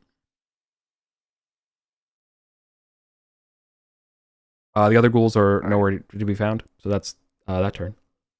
Okay. Is it top Are of we the well going to now? the well? Yeah, you're in the open plaza now. No, I meant, is it the people in the well's turn now? Yeah. Oh, yeah, for sure. I assume they're just crawling out, right? I wanted to drink that pitch potion, but Garrus is first. Yeah, if we make it up to this little midway point, we'll just stop and pause there. I mean, there's the smell of burning ape coming up from below, and presumably we can hear the sounds of battle from above. So and you can smell the... Yeah, climbing out of the well doesn't seem a great idea either, so we'll just sit at this halfway point, which is nice and safe. You got any more oil flasks to just keep dropping down there? Sadly, I don't, no. You do the siege of Berlin? Okay. I've got 15 centimeters of string if we can come with the use of that, but no oil. Then I guess you could take my oil flask if you want. Yeah, I'll take your oil flask and chuck it down. Let's try that. There's a 14 to douse something with oil. You'll hit one of the albinos down there, still lingering Nice. around. Does it ignite the other oil flask? No, that one did ignite. It just didn't. It bounced off people and then ignited the floor. Oh. Does the one I just hit comedically run around lighting all of the others on fire as it bumbles into them? Like Mario, like whoa, whoa, whoa, whoa. Yeah. No, but it is. No. Screaming. Oh well. Yeah, and the smell of burning hair is strong, but not as strong as the smell of putrid death that's above you. That's for sure. Is this potion a D4 or a D6? Is it is it Kalamanos' potion? Yeah, it's Yeah. Kalamanos' pee bottle. It cures poison and it stabilizes the dying. Oh, it doesn't actually even heal. No, you it's just- not a healing. Oh, so Why you just am I drank his carrying potion. around this jug of piss for nothing? Well then, I'll just drop my last oil flask down there. Also. Mhm. Yeah. 10's the minimum required. Yeah. Oh yes. All right, so you just reignited that same baboon.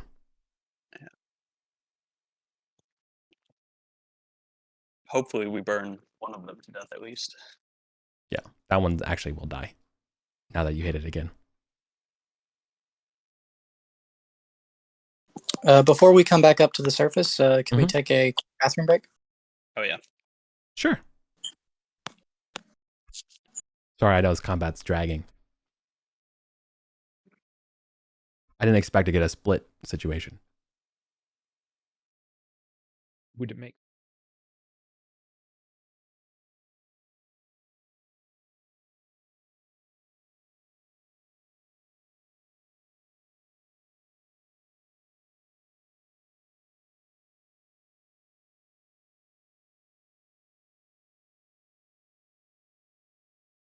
Dies to fire.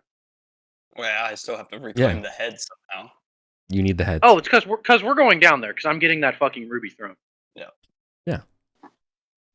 It may not be tonight, but we will be going down. 2 hours getting into the well, then I'm sure we'll just be able to get the throne out in the last hour and it'll all be easy and fine. Oh, Boyd, let me tell you, if you want dragging combat, get ready for 30 baboons. Like, it's gonna be. You go down there and there's actually just like a staircase to an exit. Yeah, there's gonna be a lot of lads. All right, is that everybody back? I think so. We could do roll call. Bueller. Did we hear from Steve and Varen? Yeah, I'm here.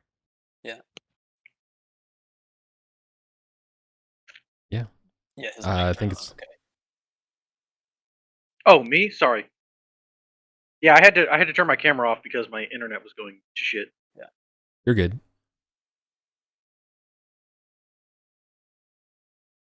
Okay.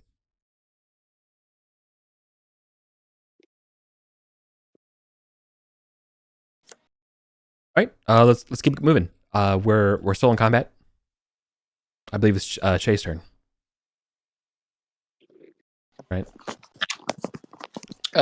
Yes. I believe. Actually, it was Mariana's turn because you had just gone, Eric. Yeah, that is right. You're absolutely right. I got a little mixed up because of the above ground, below ground. Yeah, I'm never doing that again. That sucked. Sorry. From now on, as above, so below. I don't know what I was thinking. Anyways, murder this thing, man. Come on. Oh, I think it's my Meg. turn. Yeah. It's Yes. your turn. Yes. Okay. I will. Marianos will make an attack with the sling to keep out of range of the stink, and Sabo will make an attack with the crossbow to stay out of the way of the stink. Smort. So this is Marianos, which is a Oh. hit, Finds purchase. and 1 point of damage. Slang Still gang. And this is the crossbow. That will also hit. Hits for 6 points of Wow. damage. All right. Down it goes. Nice. And hooray. The ghast dies, takes its last gasp. Again. No And- blood. It just falls over, just like that, inert. I think we should go check out the basement. You want to pull us out of the well first? Oh, you can climb up. Well, My hand's a little sore. Sure. Hey, so how'd talking to the baboons go? One very swollen thumbs up. Yeah. One gash on the back of my neck, miraculously, with my like spine exposed, still up. It's like just as planned. Just as planned. It couldn't have gone better. It's like the throne is ready if you want to head down there and get it.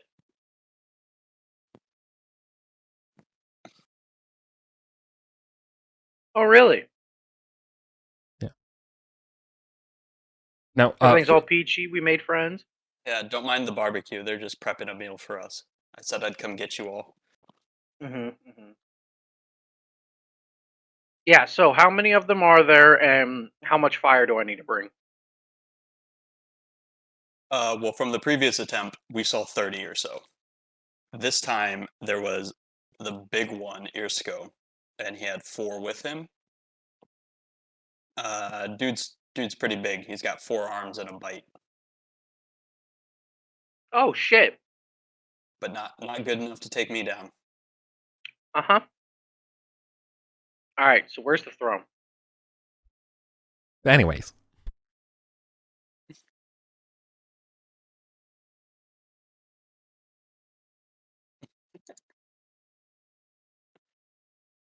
Whoa.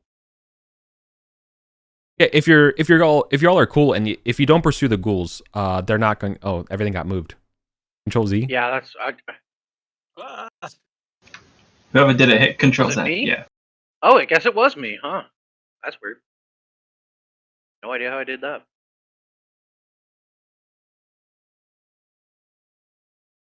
I feel like going after the ghouls is a more achievable target than going back down into whatever is going to be waiting for us down there. I 'Cause definitely those, agree. those 4 aren't going to be sitting around waiting for us to come back. They're going to be getting all Can their I guys. whisper to one of the priests and just be like, cough up some blood? Be like, can you spare some healing? Oh, I let's see if- wish. We shall see if the gods consider you a worthy. No, they do not. The wrong gods, I see. Jay. I was gonna say there's not many gods that think Runar is Oh. worthy. My God. Okay. Nah. Your accursed flesh has. If you has wanted the fine. gods' help, you shouldn't have come to Arden full. That's all I have to say about this. I think trying to go back down that well is suicide. Oh, the witch pact thing with the sigil, that's only after it's been completed, right? No, you have the pact. So they could see the sigil and I could see the sigil on anybody else. Yeah. Currently. If you see Okay. another person who has a pact, you could Okay. see that. Okay. Similarly, if there was like an inquisitor or something like that who could detect that stuff, you could see it. Like a detect magic Those would are a reveal thing? it. No, but like I'm just saying there is an invisible cult, Yeah. thing that other cultists can recognize other cultists. Anyways, yeah. So yeah, nasty baboons down there. All right, fine. Let's go get the trinkets from the ghouls.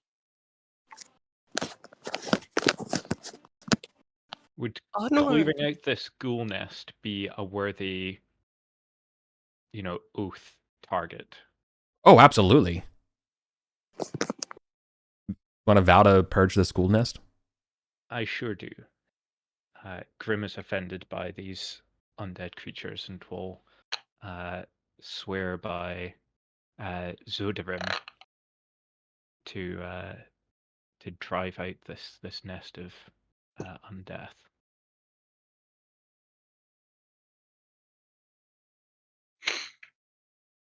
Okay. All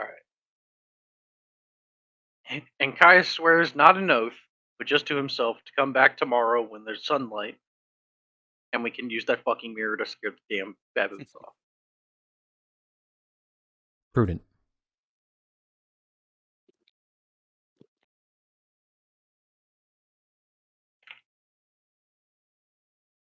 We form a marching order, or is it close enough that we can just go there? I mean, yeah, out of combat, we can just kind of say we move over to the. If we're looking at the Arden Vul map, this is sort of the spot where the Badger Tunnel dug into graveyard. That's noted there. I'm gonna go ahead and have the mercenaries escort the engineer back to the end of the Broken Head and stay there. Sure. Reasonable. Because we're about to do some dungeoneering and they're not going to come with us. And Yeah. I've got the engineer on retainer for a week, so I'll just bring him tomorrow. How long until those schools that we scared away come back? That's on you to track. I wasn't the one that did it. No. It was me. I believe it's There were 2 rounds. three more Sorry. rounds or 2 Yeah. rounds left. Yeah, there were. Yeah, we're at there were 2 rounds left after the gas was killed. So you all moving around stuff will probably be 1 round. That's fine. That oath just made me better at casting more turn undead. Yeah. Okay. So we're gonna, if you want to, we can try to map this. This would be like the Ghoul Graveyard or the Warrens, or I don't know what you want to call it. But from the basement down, this is a 20-foot square, like ruin, right? And 10 feet on the east of this ruin is descending down, and you can see that there's effectively like a 10-foot passageway carved by the Badger, that's winding its way through a graveyard here. So that's kind of what we see at the start, moving down. What the Badger has dug through looks like part of it was an internment, sort of like you imagine, like the feet first, kind of flanking. Not like I'm blanking on the name of it, but yeah, just like it's in a sort of the open place where you stuff coffins. Down below here, almost like a catacomb. Talking like a catacomb? Yeah, I literally could not think of the catacomb. Yeah, a catacomb. Right. So so you're basically seeing that from this ruined structure, which I called a mausoleum earlier, was crashed. There's a descent down into a mausoleum, or sorry, into a catacomb that where these ghouls are hanging out. So what's going to be the marching order? Same as previous. Oh, we didn't actually set one, I don't think. Micah will go up front.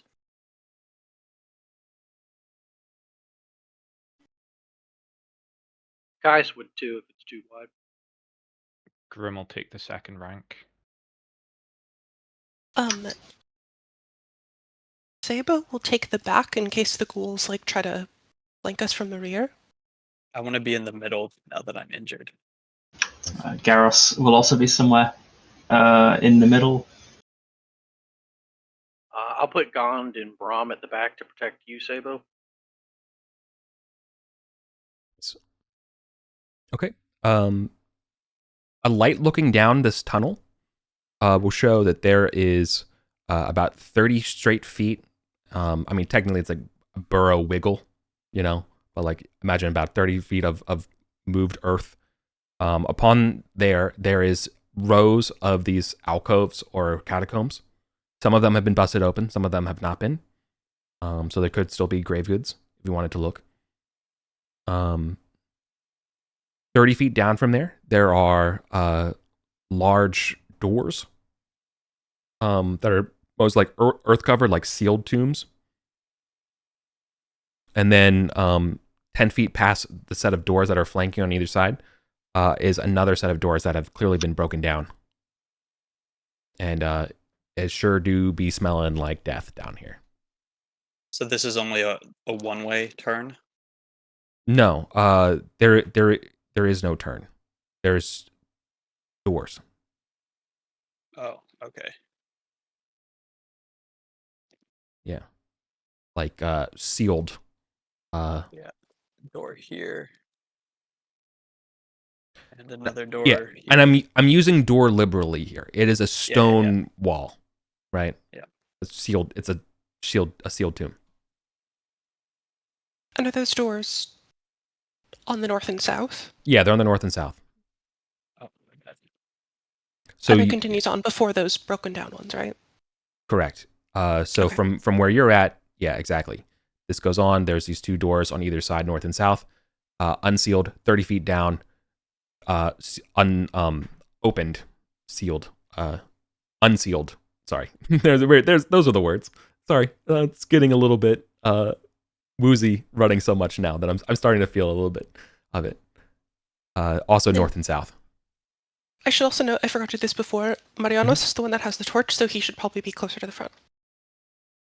Sick. We should probably also have another person light a torch or a lantern. I was about to say, I can just hand my I'm just gonna hand my lantern to Brahm, or not Brahm, Like that. Drom, I see. who's in the middle. There's no door there. What you're holding isn't a door. Yeah, it's the hallway continues, or Badger Quarter continues. Yeah.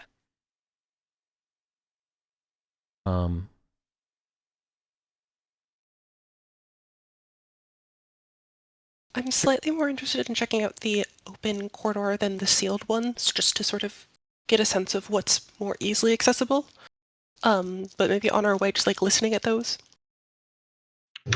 Yeah, I think if the doors are sealed and doesn't look like any ghouls have tunneled beneath them or anything, probably leave them. We don't want to like break into and start exploring and then be ambushed behind by more ghouls. Exactly.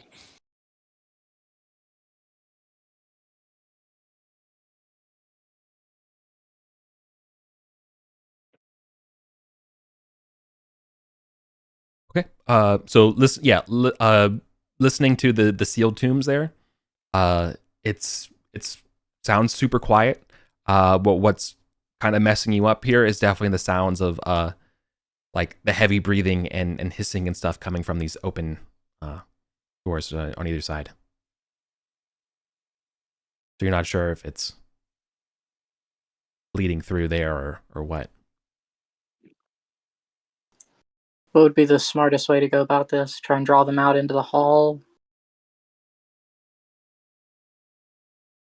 I think. Well, actually, here's the thing: is do we want to leave, like, maybe Sabo and like a couple other people, like actually at the mouth of this place, so that we aren't penned in the hole by returning ghouls? Well, aren't the mercenaries out there?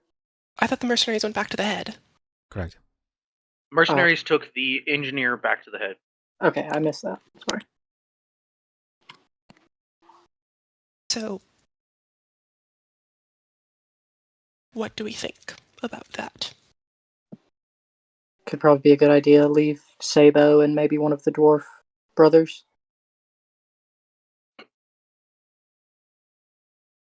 Sure. Just like keep a little bit of a watch, so that we're not stuck in this little tiny corridor with undead on both sides. Okay. Does Sabo have light? I think Sabo has a torch that he can light. Okay. Question mark? Let me check. Never mind. Oh no. I can give him a torch. It's not much use to me as my staff is a two-handed weapon, so I can't hold a torch and fight at the same time. Okay. So yeah, one hand torch, which I guess we'll set the timer on now. Yep. And then Marianos has the other one with the people inside. Mm-hmm. Then I'll put I'll send Brahm with Sabo to watch our back. Okay. Then yeah, they're watching, and then I feel like drawing out ghouls from, like, we don't want to stand in the intersection, right? We want to draw them out into the corridor. Thoughts? That's the idea. I mean, they're not like they're smart enough to know that the intersections where they have the advantage. How are we going to draw them out? I would love to draw them out, but I'm not sure how we would achieve that. Rations. I think they're looking for something fresher. Fresh baboon meat. I think kind of just slowly push forward, and then when we get close enough, throw another turn on dead, and at least that will disrupt them, hopefully. Yeah, maybe just like step quickly into the intersection and then turn on dead both sides. Yeah. Sort of blast them. It doesn't specify directions, just everything within near. So unlike sleep, which is like, you're picking an area within that, it just goes in all directions. So yeah, push forward and roll good. Yeah, and Marianus will go with you, at least to like put the torch into the intersection so that, the light is cast along with the turn on dead. Sorry, is the marching order written down somewhere? No.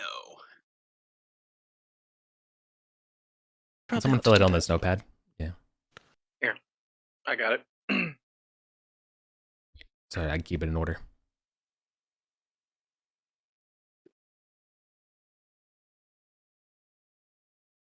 Sweet.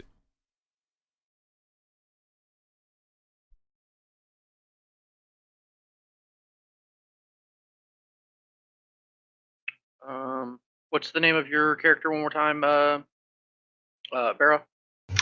Garrus. Okay. So we're gonna march forward to the openings and let the priests do their thing. Yes, and then here I'll also.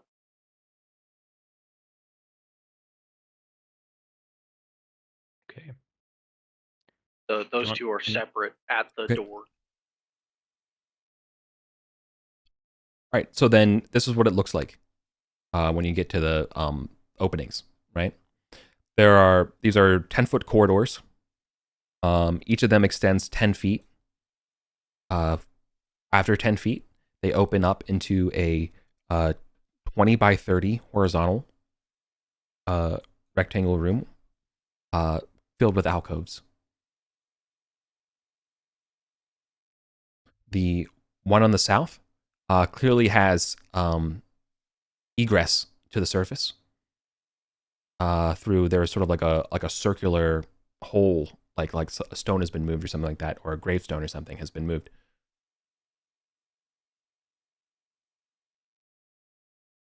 And you can see that there are a couple like coffins and things kind of stacked up there to get access out.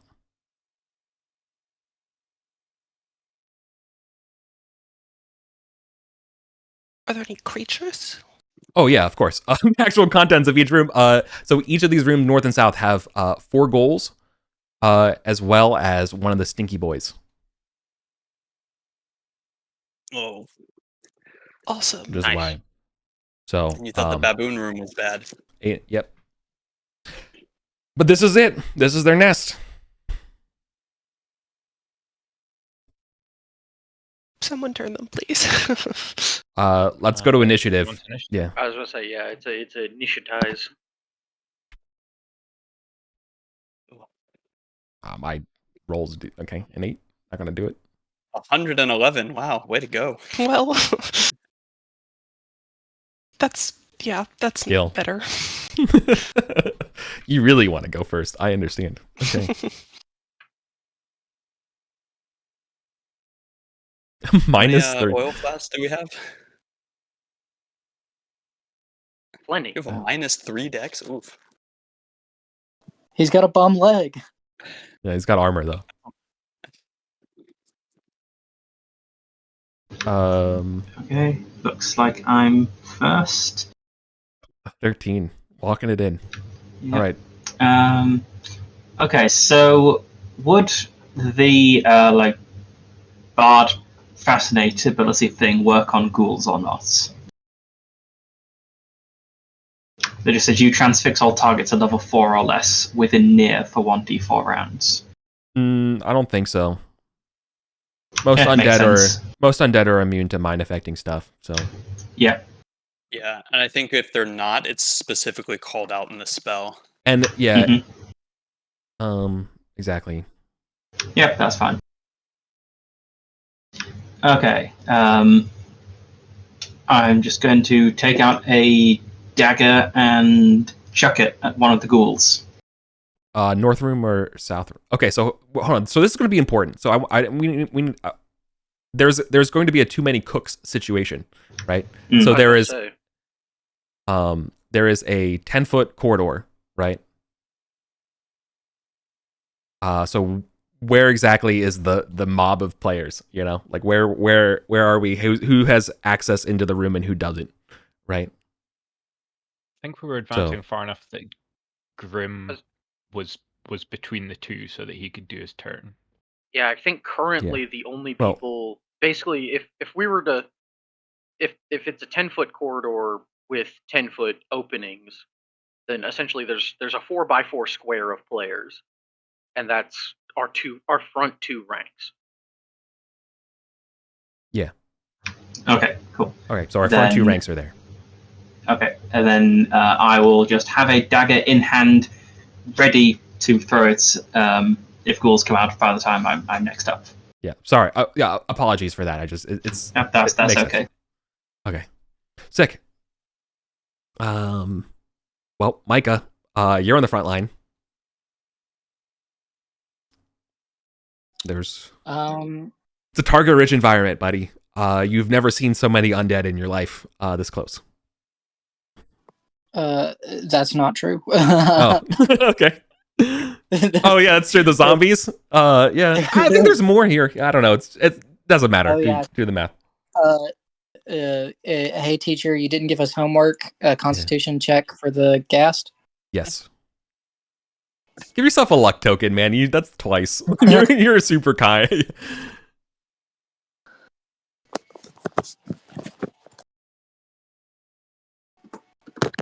Is that I'm everybody also- in near? Yeah. Yeah. Okay. Oh, I thought basically it was all only left people one in of our close. turn. No.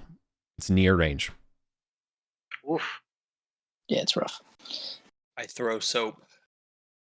All right, I'm gonna use my luck token on that. I think. Me too. What's the DC on it again? It's 12. Yeah. I mean, theoretically, We get there. We get there. theoretically, you need to make it twice because there's two. Not theoretically. I'm asking. You have to roll it twice Wait, because there's two. The smell doesn't just blend together. No, there's two distinct smells. Hey, we don't There's get two there. smelly boys. Steve. Oof. Wow, these is a Yeah. bunch of terrible No. rolls. There's two ghasts. Yeah. So Yeah. each room Yeah, is there's one has in each room. Yeah. So there's Oh. 4 ghouls and 1 ghast in each room. Dude, fuck me. I think we all have disadvantage. You have disadvantage for 5 rounds. German keyboard, where is the pound sign? There it is. That's I'm a gonna use 12. my luck. No, a 12 makes it though. I'm gonna use my luck. Oh, piss. I need to save this luck for expeditious retreat. Oh my god. Oh, fuck this shit. I'm leaving.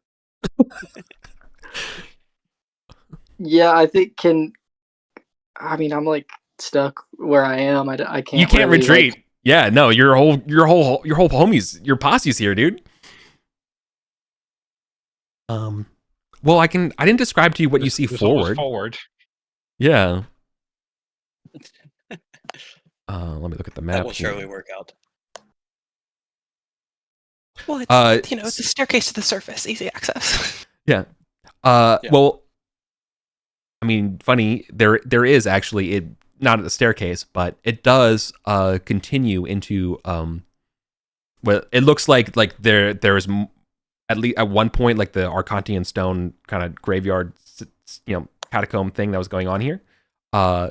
Basically cuts off and there's rubble, but there is still like a burrow path extending diagonal from here, going 45 degrees to the northeast. This is the path the badger took. So you imagine the rest of this kind of crumbles about 20 feet ahead of you, and then there's a spur, which you can see dumps out into a foundation of another building. Because you can see the open night sky kind of stuff. Oh, cool. You can just run that way. So you could go that way. So what do you want to do, Micah? Do you want to hoof it, or do you want to?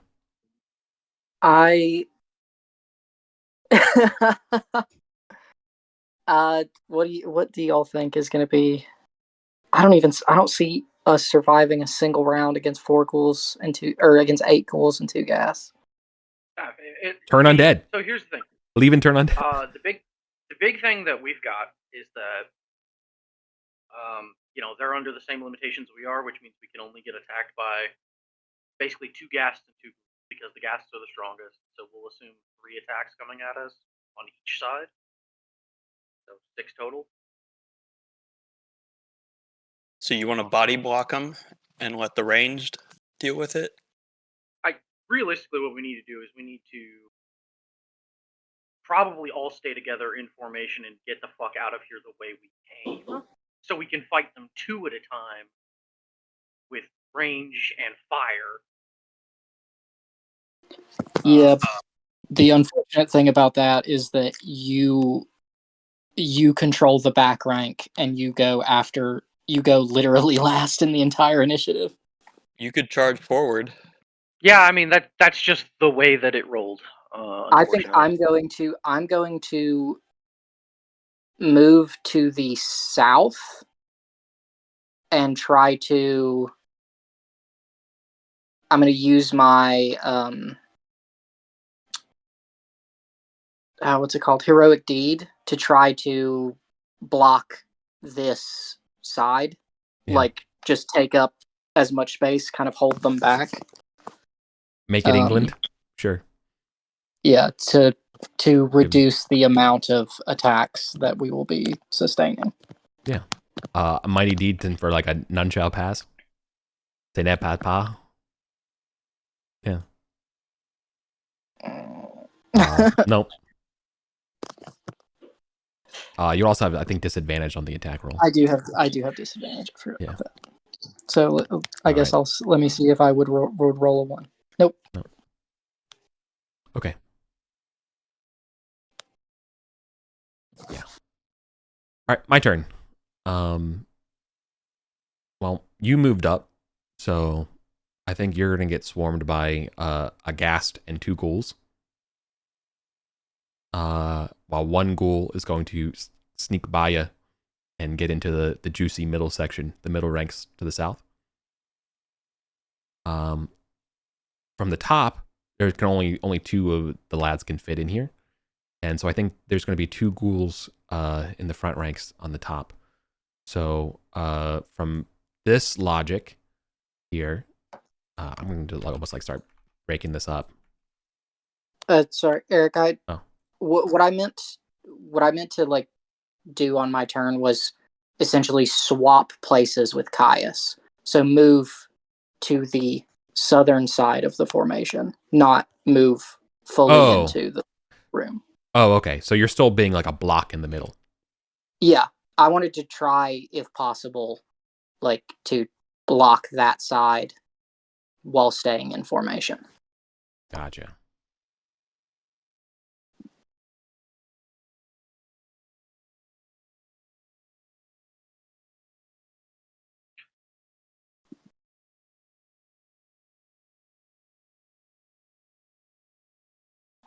This is how it's shaping up? Well, we've got 3 fucking priests in the party, so. All right, to the south, 2 ghouls are going to proceed to kind of rush to try to take the chute out of the room. As they begin to scramble, lithely taking up their body weight. Okay. Positioning. Yeah. So this leaves Micah and Caius. Sorry, Micah, didn't you switch places? Or no, that's what we just described. Okay.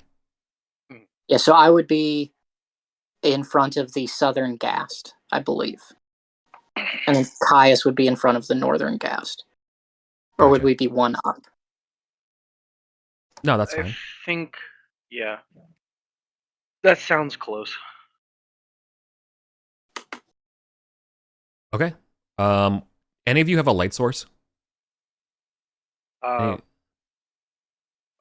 Which are- Marianos and Drom have our Okay. 2 light sources. Okay.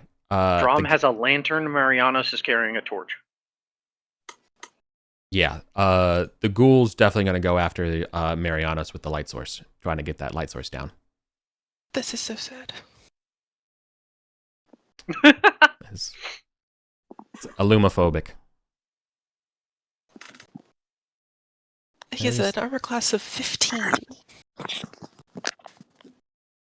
Claw attack. A 6 is not going to cut it. Then 2 claw attacks are going to go onto Micah.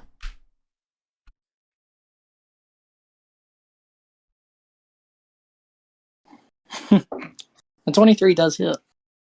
Do you want to break a shield? Yes. Okay. Second, the other ghoul can't go. So then we go to the top with Grim and Caius up there. Yep. The Ghast, I'm gonna roll randomly and determine. 1 is Grim. 1 is Grim. Okay. 2 attacks on Grim. Damn. They know he's holy. They sense your oath. I They're gonna was, man. I think a 23 might hit you. Yeah, I will break a shield. Okay. You will also break a shield. Then the Times other like this that you wish for. ghoul. 1 is same pattern. One is Steve. Brother. Man, they both get to go at him? Man. The gas, yeah. Well, I rolled randomly to see which of the 2 they would attack for that part. I mean, you may as well just roll D1s. Honestly. Yeah. All right. Well, Bro. shields have been splintered. But no, you all have withstood the Cool. barrage. Now, because all of us are in a row, are we able to just move back as a group? You would move back as a group on the slowest person's initiative. Is how I would probably say.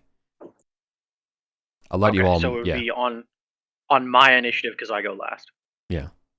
I go last. I would say here's something that I would point out as well. I would call it, is it a mighty deed could be to make the group move in formation on the warrior's turn. I would allow that as a mighty deed. To like hit and be like fall back. Oh, sorry, you got to be creative with mighty deeds, and I'm sorry, I'm feeling sympathetic. Okay. So It should be either impartial. we can do it on. So we can either all move on the slowest person's turn. Yeah. So basically, who got last in initiative, Yeah. or we can all move as on the warrior's turn as the mighty. Got it. Yeah. I You double move check the- the initiative. I actually go first. Sorry. So if you are last, so we move on yeah. your turn. Yeah. That's what I thought. So we can all move back on Caius's turn. All right, it's but my turn's over. Marianos. I love seeing all of the random names of people who aren't playing appearing in the Miro. Yeah, it's like a live stream. Go ahead. Sorry. Marianos is going to go back with the group. And if there's any way he can sort of block with his shield other than armor class, he'd love to do that as well. Yeah. if you get hit, you can splinter it. Okay. Declared moving back with the group. Do you want to? You're holding a torch, so I guess you don't want to risk hitting anybody or anything, right? Exactly. Okay. He also doesn't have a weapon in his hand. Yeah. All right. Runar. All right. Well, I guess I'm gonna move when the group moves. I can't hit these from range because they're around the corner, right? Yeah. Yeah. Yeah. Then It's too tight. YOLO, I will cast light because I never use this and I don't have anything else to do. Witch light specifically. Oh, witch I need- light. Okay. Yeah. Yeah, the shitty light. I'm gonna need you to cast Cauldron and let me climb inside. I cast Pokeball. Actually, if you threw your shields in there, they would be unsundered and you could pull them out. That is true. Do you want to No. attempt that? No. Okay. No. Oh, okay. Witch light fizzles. We've been told we are naughty boys and are not allowed to have fun.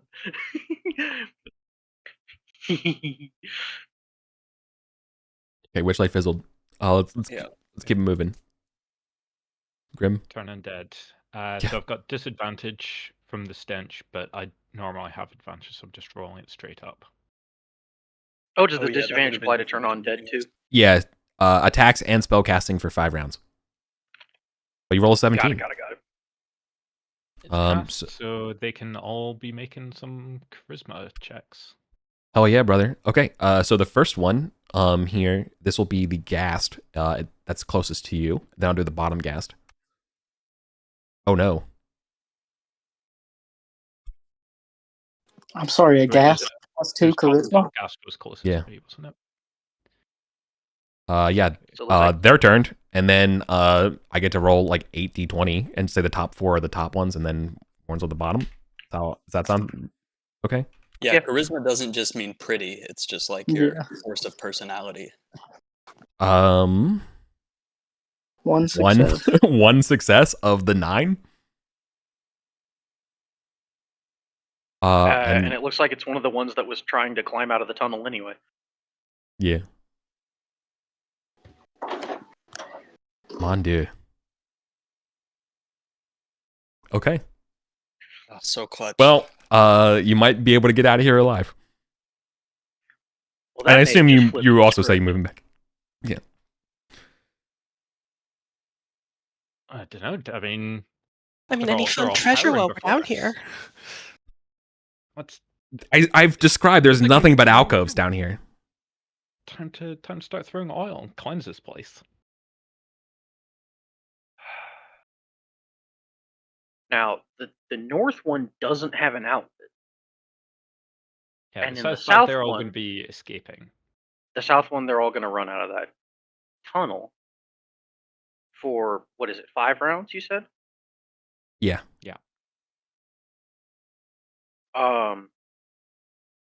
So then, I mean, even after 5 rounds, I can just cast Turn on Dead again. yeah, I mean, I think Caius looks at you after that and just says, time to finish the work. And he's just gonna turn to the ghast and start swinging. Hell yeah, brother. Which one? Caius is on the north side. Ah, yeah. Micah took the south. Oh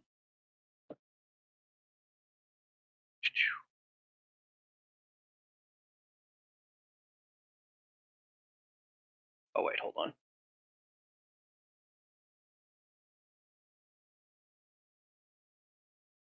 $16 to hit.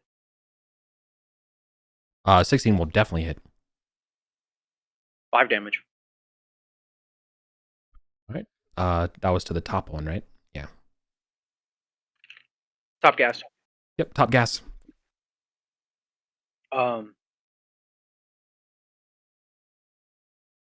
Yeah, and if possible, Caius will actually bring, since we're in formation, Caius will bring the formation forward.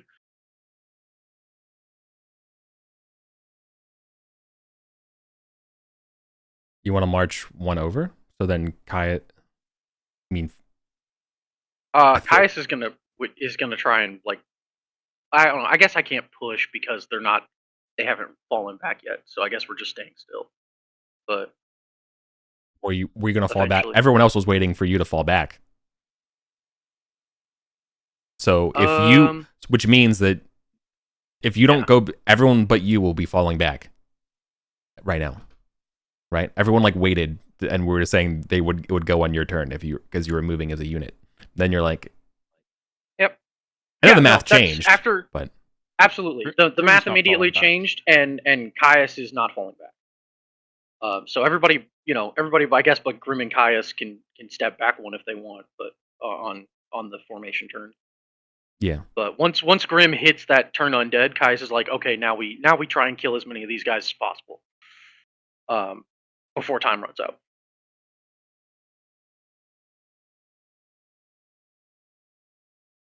okay.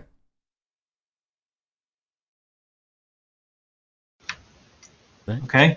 So, I guess Garrus still doesn't have like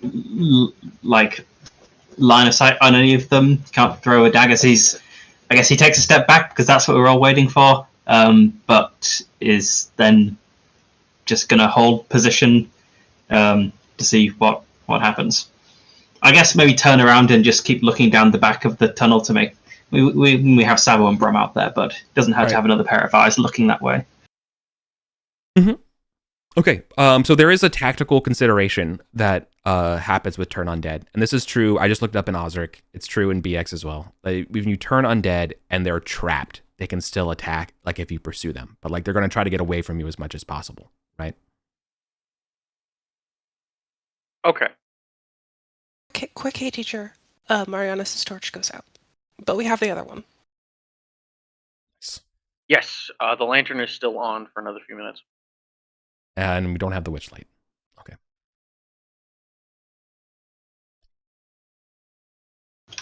Yeah, so that's Marianus gets a luck my point turn. for featuring. Thank you. All right. Micah will shake the shorn remnants of his shield off of his arm, heft his battle axe with two hands, and try to cut the leg off of this ghast. Bastard's not getting away from me. Nice.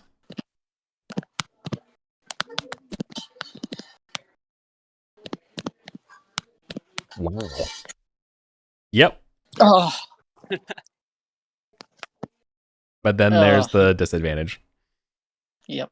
Oh, that's gut wrenching. Was that D20 for damage? No. No, the D20 is the disadvantage Right. Okay. because I don't. Bummer. You don't roll the. Yeah. Okay.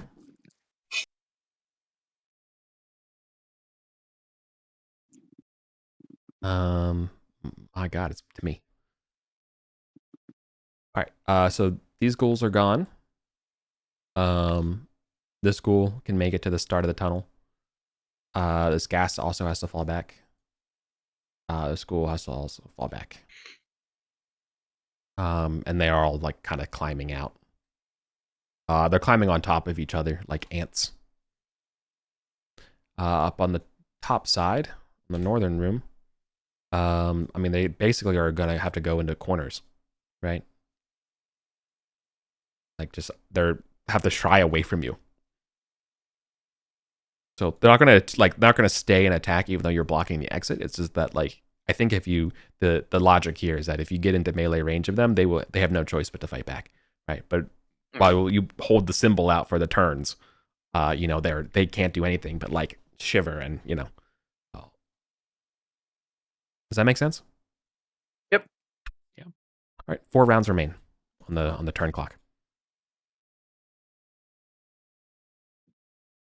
Marianus will. Can he take out? Well, he'll drop the torch that went out. Can he take out this thing and attack? Yeah, you can drop that torch and draw a weapon and attack for sure. Okay. Then he's going to do that. And if he can get eyes on that ghast who's already taken damage, he'll attack that one. If not, then just anyone he has eyes on. But ideally, he will do that and then sort of shimmy out of the intersection, like to the east a little bit, freeing up room for the melee fighters. Well, to attack the ghast, you're going to have to go after it, right? Like they're all in their rooms. They're not blocking the 10-foot Oh, I see. corridor Okay. anymore. Well, then yeah. Then he'll walk.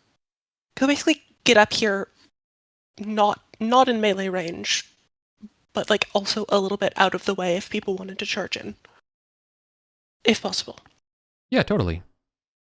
You can either move forward, like east, so you're out of the way, or you can move north or south, kind of, so there's space to Okay. move. Yeah, he'll move east out of the way after attacking and missing. Okay.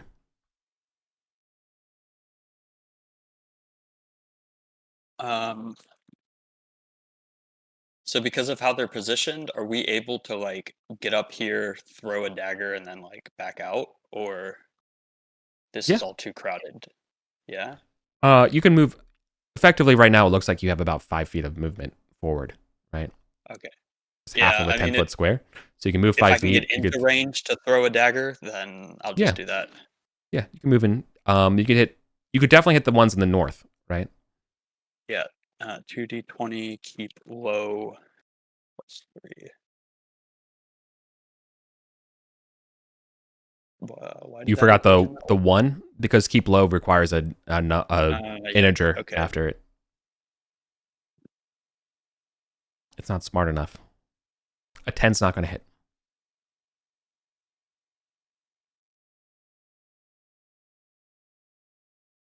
All right, So yeah, that's my turn. Grim. Grim is just going to kind of shuffle out the way a bit to make space for people can actually fight to get in, and pull out his backup shield. Nice. Second shield. My job is to survive long enough to do another turn. Steve, shout out. Shout out, because immediately after I remembered the shield shattering rules after we all got murdered by those lizard men, I also went and bought an extra shield. I had an extra shield, but I threw it off the waterfall with all my money. Oh no.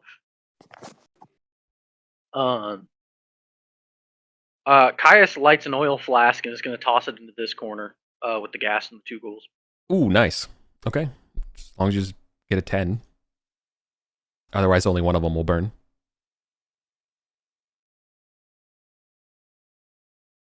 You have disadvantage. Yes, I've got that. Ooh. Okay. But I also have +7. So. Oh, I guess actually technically that should only be +6 probably, but either way. Yeah, it's still enough to hit it. Okay. And then Drom, if he can, is going to come up. He's going to shimmy up since Mariana's made some room. Mhm. Drom is going to come up and toss a oil flask into the other side of the room with the other 2 ghouls. Nice. I came prepared to breach and clear in order to get that fucking ruby thrown. Yeah. It shows. And he actually does not have whatchamacallit. He doesn't have disadvantage because he hasn't been close to the ghasts. Correct? Or because I think everybody when we got everybody, down here. yeah. Oh, everybody in the entire place. Okay, then he has to roll. He failed, so he does have disadvantage.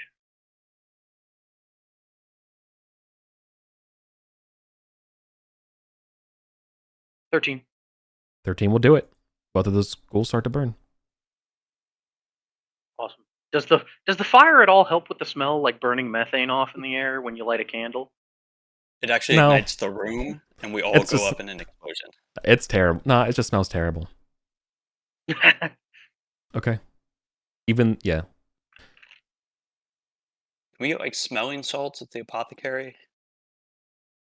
it like a con. Yo, that'd be component. big. Garrus? All right, Garrus. Yeah. Garrus is going to step up to the doorway and try throwing a dagger at one of these ghouls in the northeast corner. Mhm.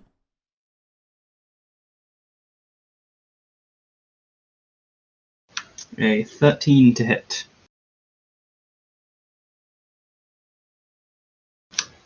Uh, 13 will I've do not- it.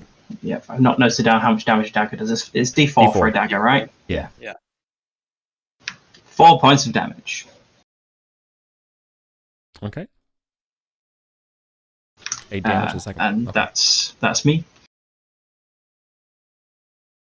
All right, Micah. If I enter melee with these, will I catch on fire as well? Will I suffer oil damage? I think there'll be a chance if they attack you back. Not on your turn, but on their turn.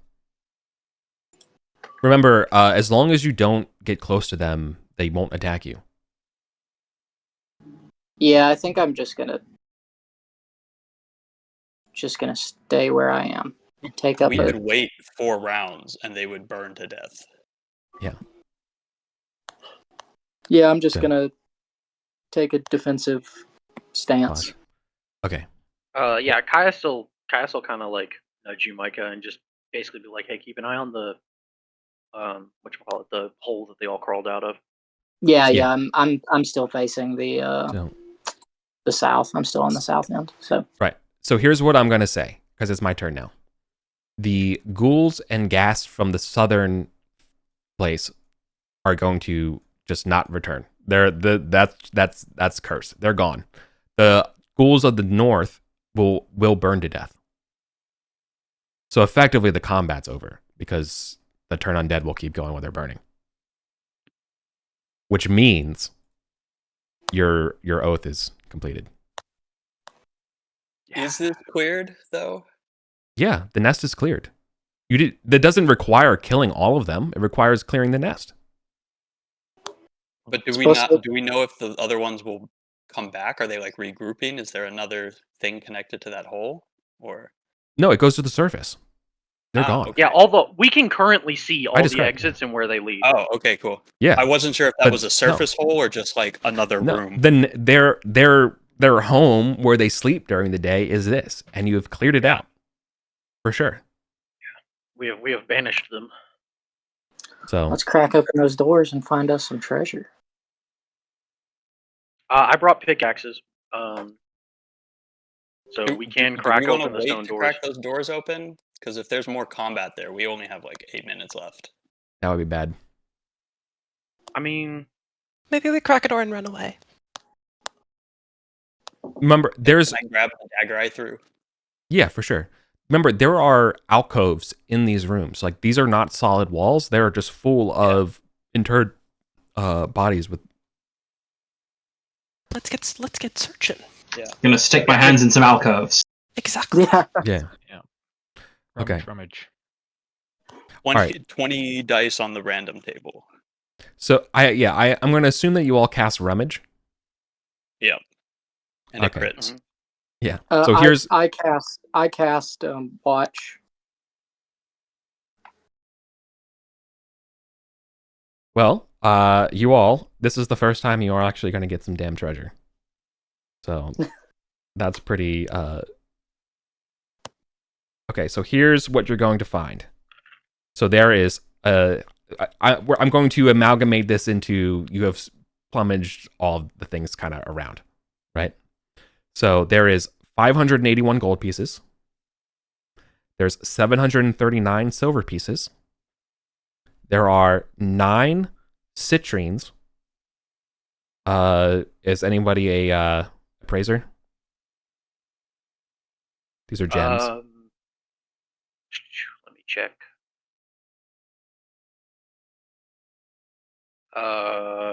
Get back. Drom's a thief. That's it. Okay, then we'll have to wait, and you'll have to know how much those are worth. There is a large blue pearl. There is a lapis lazuli and gold ring. So there's 2 separate rings. Is somebody writing this down? I I'm writing it down. Okay, cool. There is a shiny dagger.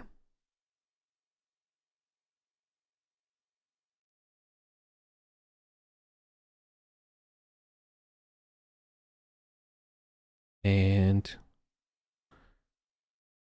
there are 3 soapstone animal figurines, 2 in the forms of owls and 1 in the form of a cat. Each of these is a slot.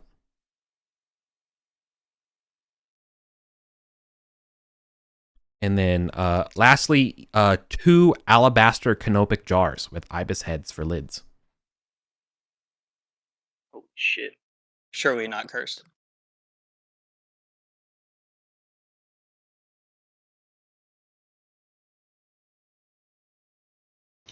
I think that's right. Is that the right number of coins?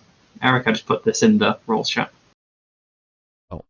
581 GP and 739 SP. 581, 739, 9 citrines, large... Yes, that is correct. Great. Okay. Yeah, can a wizard... Oh, a wizard can cast Detect Magic. The rings Like are not 30 to magical. 20. Yeah. The rings are not magical. They do not have a... They do not possess the tinnitus forming vibes that magic normally gives. But the dagger does.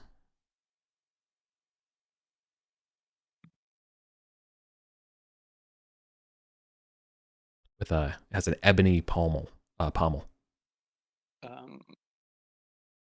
If the dagger is better than the +2 dagger I'm using, I would like to request that because that's the only the only weapon I can use actually. Daggers and staves.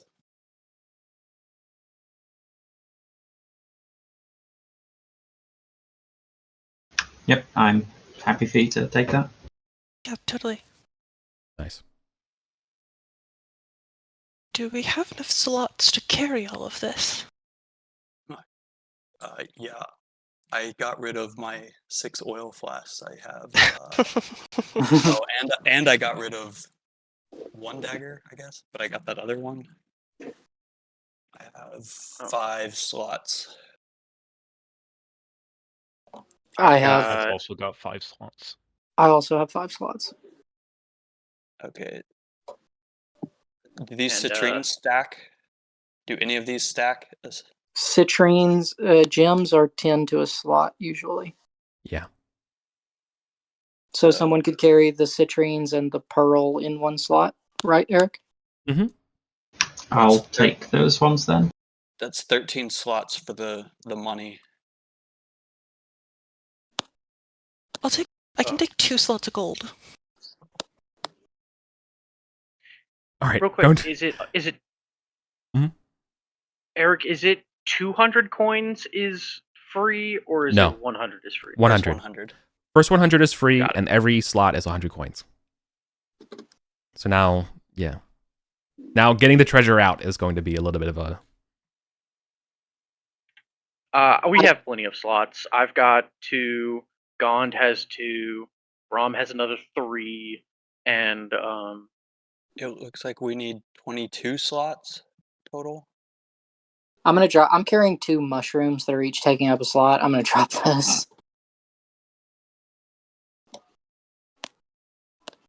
So I have 7 slots.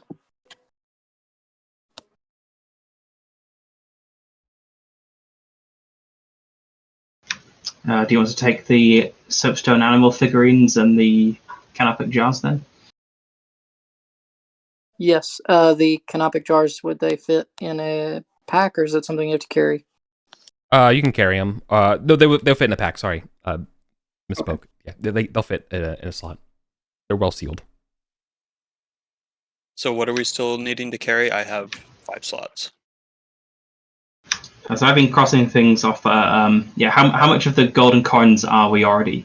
I can carry all of the gold, and I'll drop the mundane dagger. Okay. The rings don't pick up a slot, do they? I didn't hear what you said.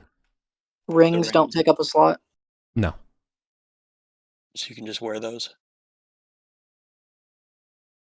Okay, I'll add those to my inventory.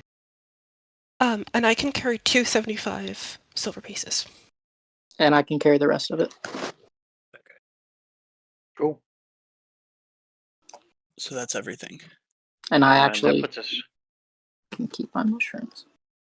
yeah, and that puts us right at 5:30, which means that, fortunately, I can't take a pickaxe to those sealed doors. So I there's really so. need to pee. All right, go ahead. I mean, go ahead because I got to do some math about how we much just damn gotta, XP do you the all. XP You all have and got stuff. probably We got more. to- You got more XP and gold, although you do have to share it with a bunch of people tonight. Yeah. That's for sure. Yeah. Yeah, we came loaded for bear to get the extra stuff, but you know, it's probably a good thing I we mean- have this many fucking people. So to give you an account from on my end, I'm giving you experience in combat for 12 ghouls, 3 ghasts, 4 albino monkeys, a large ape, and a partridge in a pear tree. Excellent. Good deal. Okay, Those fucking partridges had it coming. very true, brother. So Had it too good for too long.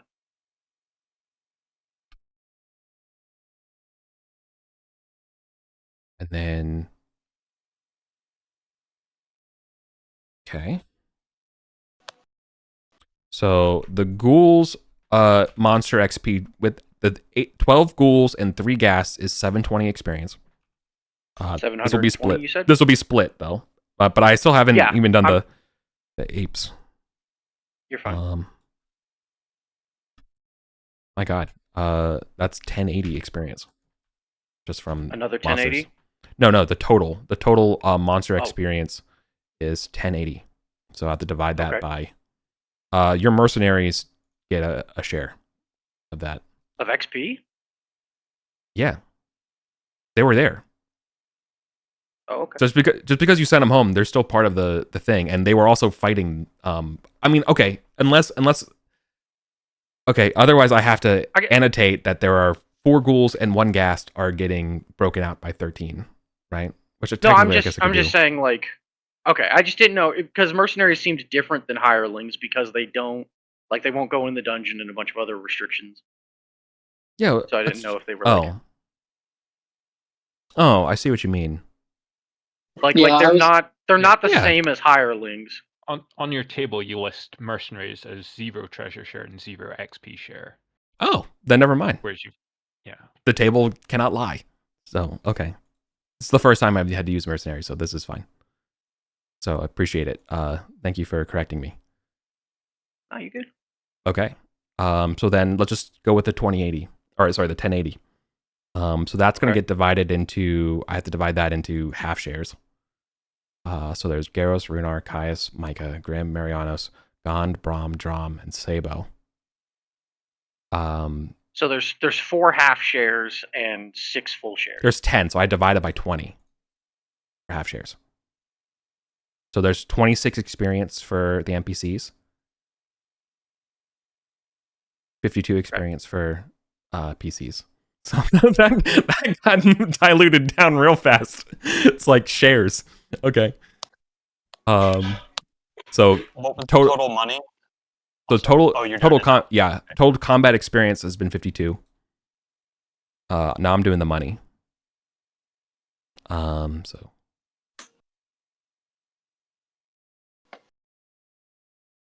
okay, and then Also roll your loyalty checks. yeah.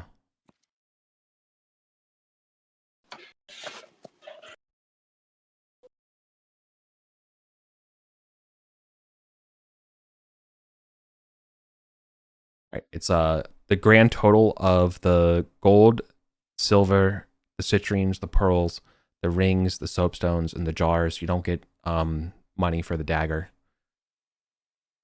Is 1,230 gold pieces. So that's going to get divided by 20. Is 61.5. Yeah. So I So have I round guess- down. So 61. And then So times 61 for the NPCs, and And then all of 123. us get 123. Yeah, and then the rest of us get 123.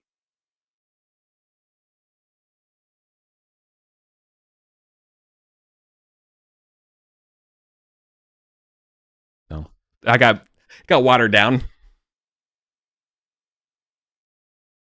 Well, we might not have got any of it without the horde It's of true. NPCs you brought with us.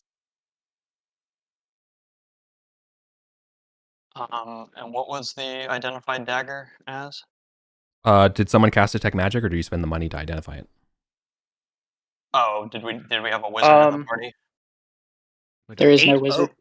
Gond has a detect magic scroll that I can use with Magic Dabbler if we want to go for it.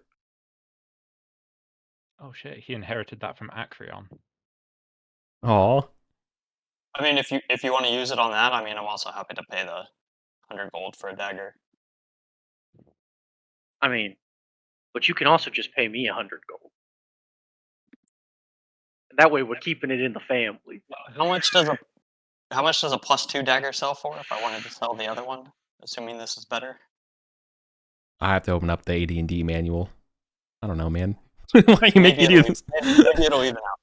Here, just. I mean, wouldn't it make more sense to pass if you Oh, get a definitely, better dagger, definitely. pass the other dagger to someone else so that we've got more magic weapons? If somebody prefers dagger combat.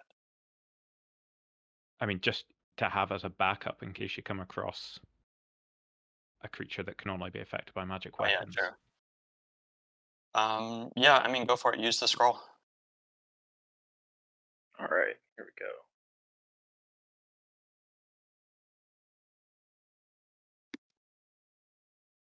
All right. I'm just checking what the Magic Dabbler stuff. Charisma is my spellcasting stat. Okay, cool. Yeah.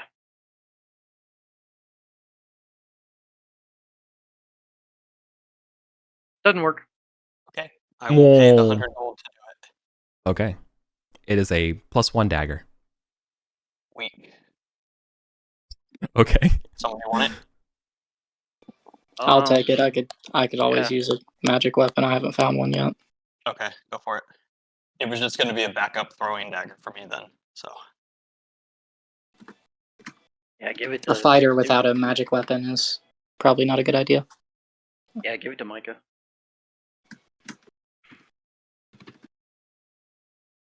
All right.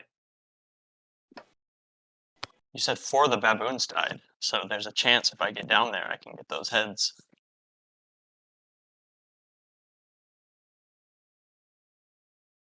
Hey, are you playing tomorrow? No.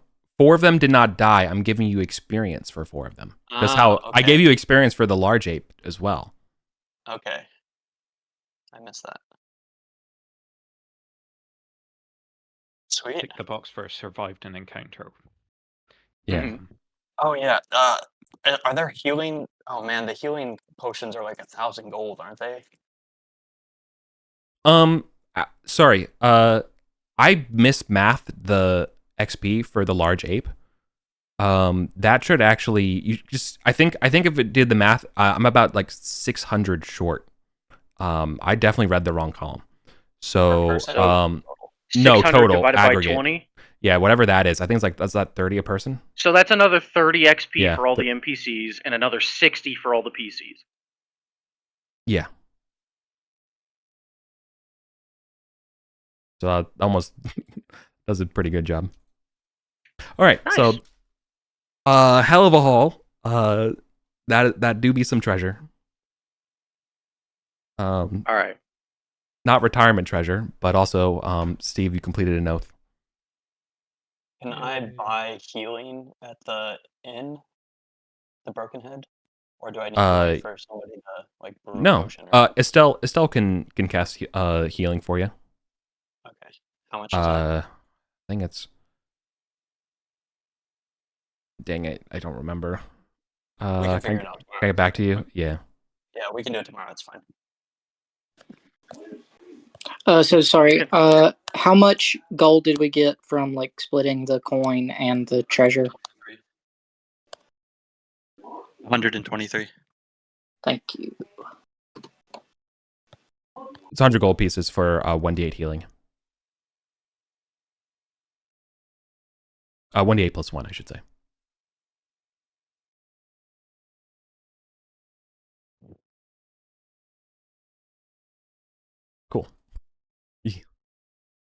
There's 3 for you. Okay. That's the session. I'm turning into a pumpkin.